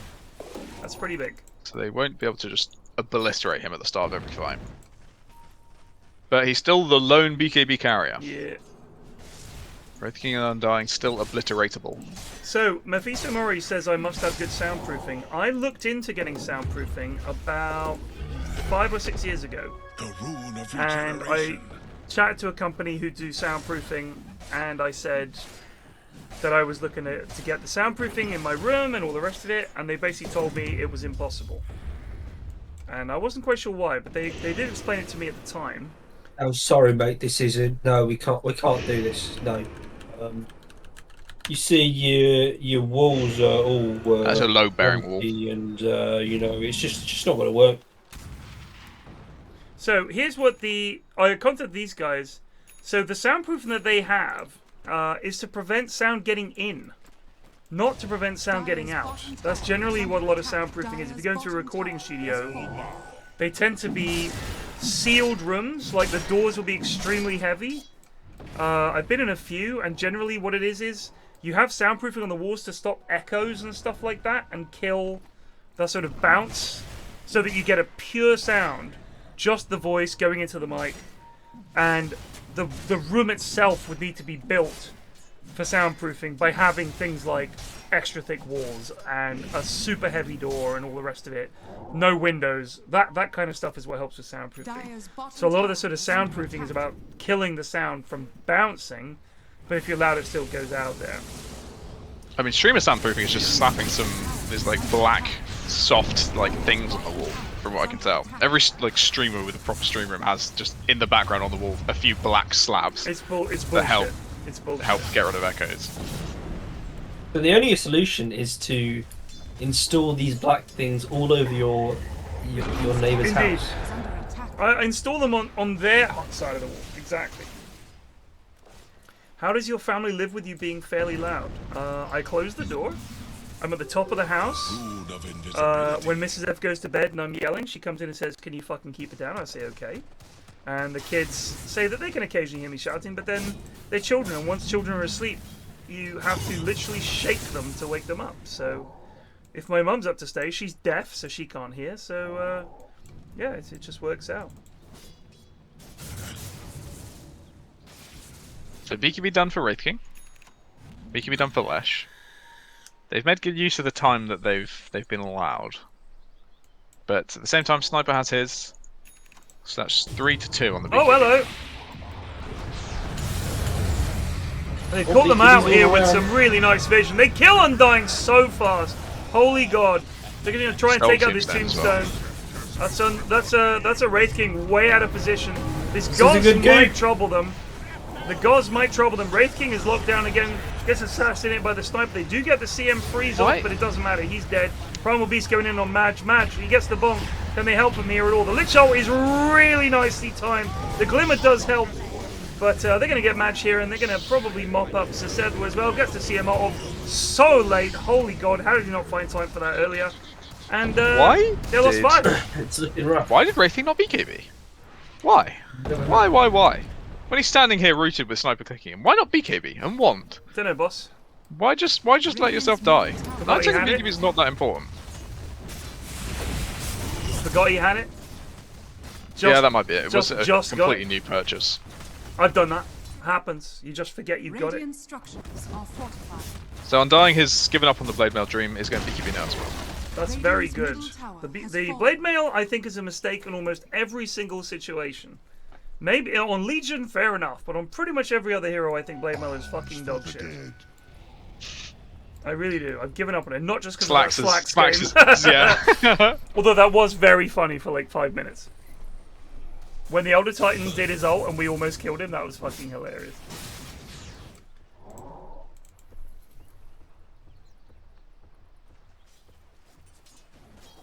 So the thing with Axe Blade Mail is, and the thing with any Blade Mail pickup is, you've got to remember, the enemy can just not click you while it's active, right?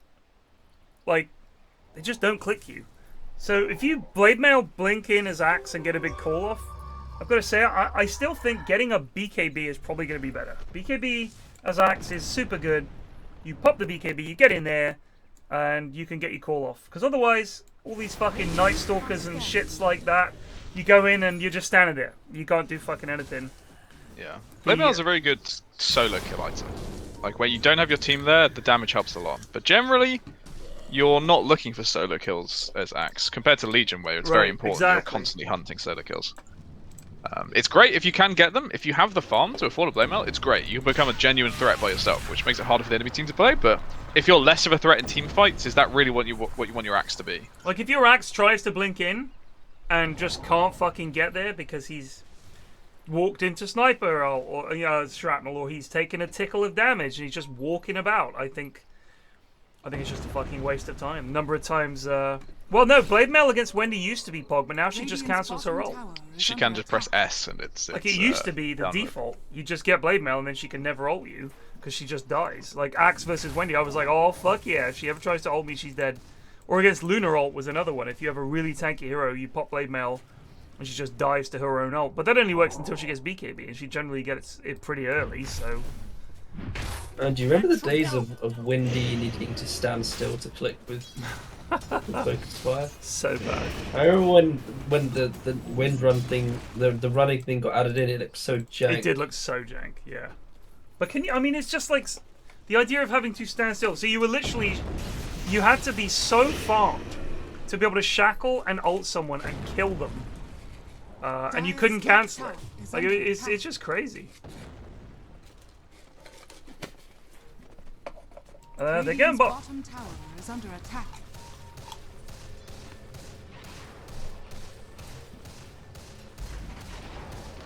Oh, hello!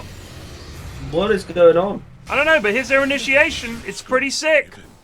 It's Undying walking slowly at them. Can they get Coop?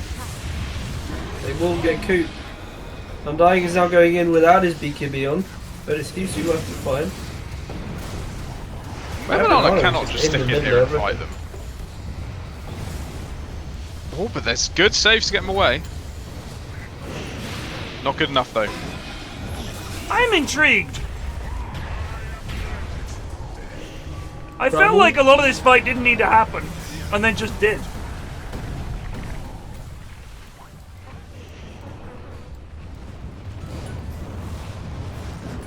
Oh, that's really nice to remember. Holy God. Oh my God. Oh, well played, NZ. It's getting close to calling it territory. It is. That was They're going to play till the end, goddammit. This is the Goonternational. You play till the final whistle. You play till your last breath is had. GMO show a goon, an actual goon, not just a Discord goon. Grover House, OG reference. You guys want to hear about Grover House? Sure. Sure. So back on Something Awful, which is where I started off on the internet, doing anything really, being online, playing games, all of it was with Something Awful, just like Lewis and Sips and all those guys. There was a mod called Grover who decided to build his own house.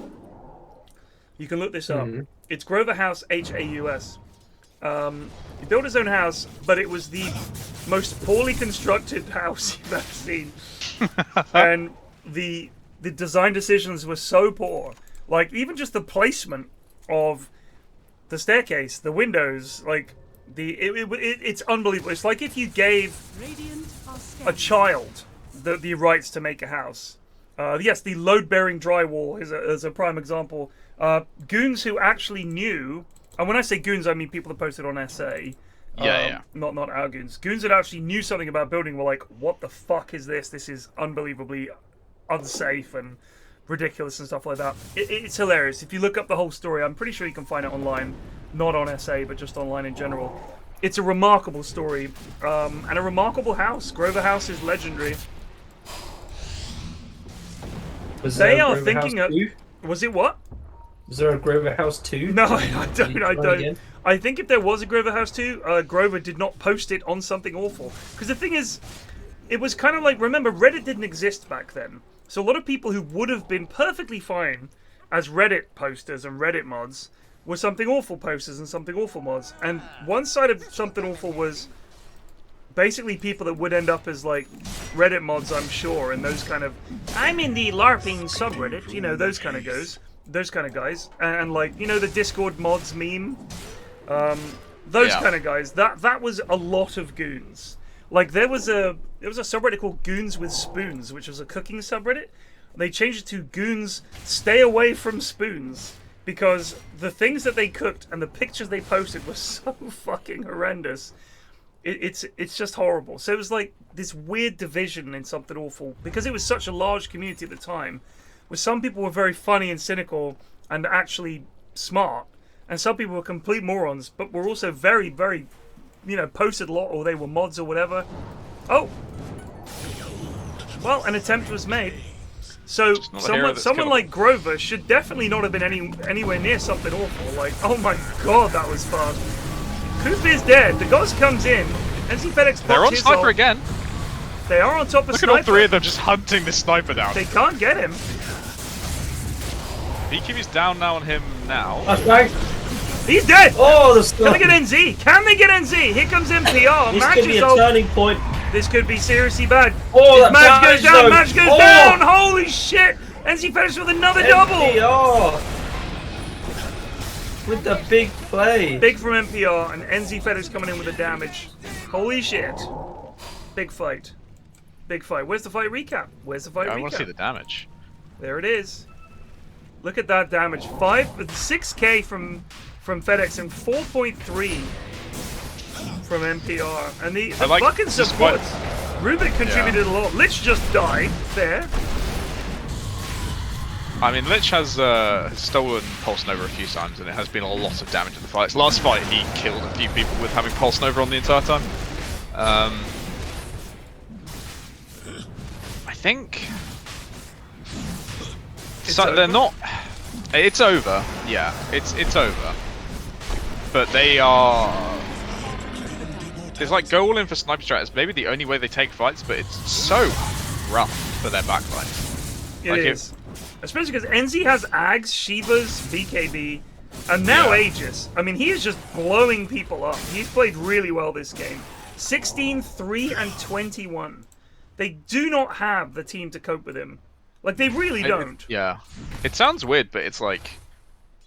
For their backline, they've gone for these, like, 4-staffs and glimmers. But they are never close enough to the carries for it to make a difference for their fight. And it doesn't seem to matter on their fight. On, like, the backline fights. I think this Snapfire pick was a big mistake. I don't think it's worked for them at all. I also think the Wraith King pick was a big boo-boo. Was Void in the pool? Because I feel Void would have been so good for them if they could have got it. I think Flacer's Void was in the pool, but... I can't remember, why did they go for this Wraith King? I don't know. I honestly don't know. There weren't something that lanes... I can't remember why they picked it. I knew at the time I thought there's a reason they've picked it and this is this reason in my head, but I can't remember what I was thinking now. So, but it hasn't worked. GMOFO show, do you remember when Bitcoins first came out, the goons would call up and send pizzas to that guy, I think his name was Bruce, who had the Bitcoin show when Bitcoins were going for like $1 a piece? And he was like super excited, I think, when they went for $10 a piece. And he was like, this is the future, guys. They're going to be worth a fortune. Buy now. And everyone was laughing at him. I said to my mates, I might just buy $1,000 worth of them because who fucking cares? If they end up being worth something, I'll make millions. And they were like, don't be fucking stupid. It'll never be worth anything. And to be fair, it was like 15 years later, it turned out to be worth something. But it was pretty nuts. I wish I'd done it. I wish I'd fucking bought some Bitcoins. Mag's screen just died. Sorry, monitor died. Shocking. Just call it. It is a bit of a pop-and pause. Do you think anyone else will have that reaction to anything anymore since the advent of the cryptocurrency and large gains? Will anyone ever? I don't know, because the thing is, I feel like if someone says, I just want to invest. I just want to lump, a couple $100 in this. It could go crazy. And that was what was GameStop though, right? So people just like I think chuck a bit of money in this. I think you're right. I was just about to say I think Wall Street bets and the internet's idea of money and gambling with it essentially has kind of changed things a bit. So I think if something else came out that was similar, I can't imagine what, because of course it would have to be brand new. But if it did come out, I mean, when Bitcoin first came out, the internet has changed a lot in 10 years. Like it really has. So. In terms of whether people would take a punt on it now, I think now I would unquestionably. Because it just seemed like something that I thought, I'm sure some idiots will pump money into this and I might be able to make some money out of it. Which I think was the whole crypto boom. But a lot of it is slumping because I think people are starting to wake up and realize this is a fucking con. And there's so few people making genuine money at it. It's just like siphoning money to these tech bros. Hopefully people are waking up to it. I really do hope they are. But there'll be something else. They come up with something else. And this time it won't be as easy to get in on the ground floor because the public is already aware of these things. When Bitcoin first came out, it was an entirely new concept. The public are aware, but the public opinion is still pretty highly... Right, but the internet public... Either don't care or don't like. I mean, but there's more people who would invest. When Bitcoin first came out, nobody was investing in it. I mean, everyone could say it's such a great idea and, oh, I knew what I was doing. But it was around for years before it did anything. And that's what makes me suspicious. I think a lot of people realize, you know, we can make a fuckload of money if we can pump this shit up. Oh! So szethw tried for a play, force-starving NZ into the base, but fucks, it doesn't work, and now he's dead. Now he is No buyback. Dead. I think they might have just lost. They just lost Madge. They're going to lose Alfredo. Why is Madge not buying back, is the question I'm asking. I think they're just going to give up. I think that seems that way. Given he didn't pop BKB and is now holding buyback, it seems like he just wants it. Now he buys back. back. He has bought back. Just about. Okay. So late. So late. Bottom tower is under attack. Radiant structures are fortified. Well, they will kill NZ. Once. Radiant's top tower is under attack. Nope. Oh, that charge. That was a very big charge. NZ doing some goofy shit here, but he's fine. Holy shit. He's away. The Ags are just so nuts on this hero. He's got a refresher orb as well, so he had 10 remnants during this fight. Oh my god. Radiant's top barracks are under attack. I mean, he literally, he does everything for his team that they have no equivalent on Mancav.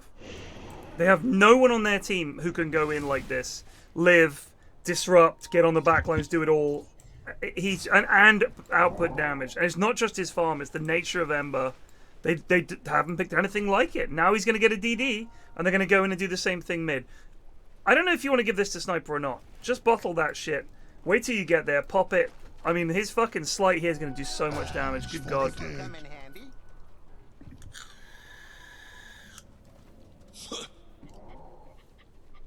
35k gold up now. What's the win percentage? 98. Still 2%. 2% is generous. Agreed. They've got no buybacks pretty much. It's going to take a colossal fuck up here. As I say on the Premier League broadcasts. Yeah. I don't know what the fuck the other team are doing here. They've cunted this right up the wall. Who's that woman that does the commentating? What's her name? Jackie something? They fucked it here. They've really fucked it, Liverpool. I'd love that. Just make a name for yourself as the commentator that curses. Was she on BBC? BBC, yeah. Oh, I know you mean. I think it's Jackie Oatley, I want to say. Might have Jackie Chan. Jackie Chan. He's got a double damage and a haste rune on NZ. Alright, is it time to go? Can we please fucking go? Let's go. Just fight, lads. You can't lose.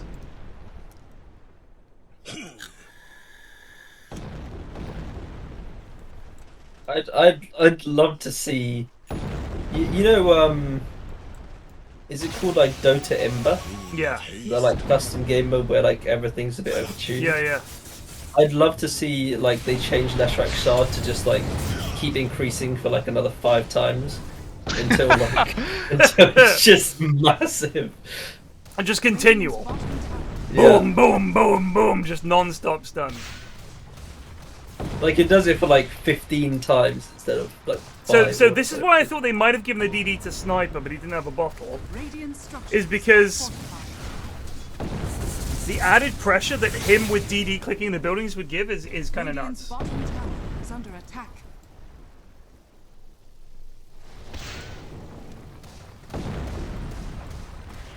Didn't go bots this time, remember. Didn't go bots this time. Smart. Tower has fallen. What if it didn't show the circle of where it's going to be? That would be pretty fucking busted for Leshrac. And he goes, he knows his BKB is down. Do some extra damage here. Imagine big trouble. They might be able to they kill the CM in like 1 hit. The fight has started. Undying is in here. The refresher is fought by NZ. Holy god, the damage. Undying has to buy back. They're going to lose Alfredo here. In comes Madge. No BKB. He can't go forward. He's just standing at the back. Madge, your team needs you. You're going to lose your carry. He's dead. 2 minutes. No buyback. There's the Lich Shell. Call it, boys. Call it. This could be it. This is it. There's no way. There's no way. We could have our first GOONTI champions. It's GG. And we do. Live, laugh, They've Luton. down.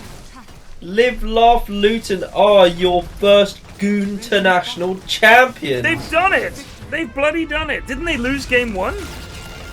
They won game 1, lost game 2. 1. Won game 1, lost game 2. Redler says we've lost all our sponsors. The library is out. I don't know why. Well, they don't like winning at the library, of course. That's true.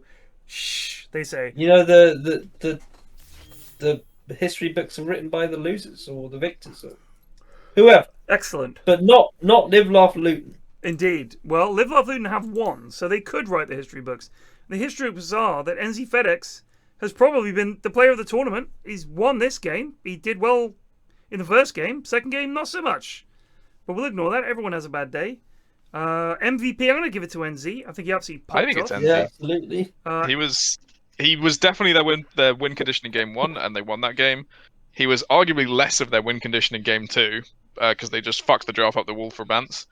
And then they stuck him back on the win condition, and he pops off. Yep. Probably too good for the in-houses now, NZ. That's the only problem. Have to get booted. But anyway, thank you so much, lads, for casting these. I know it's fucking late, so I'm going to stop.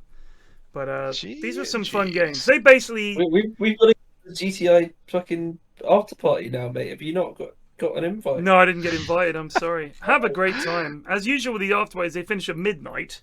So enjoy your 22 minutes of fun. But yeah, that was a good grand final. Glad I went to 3 games.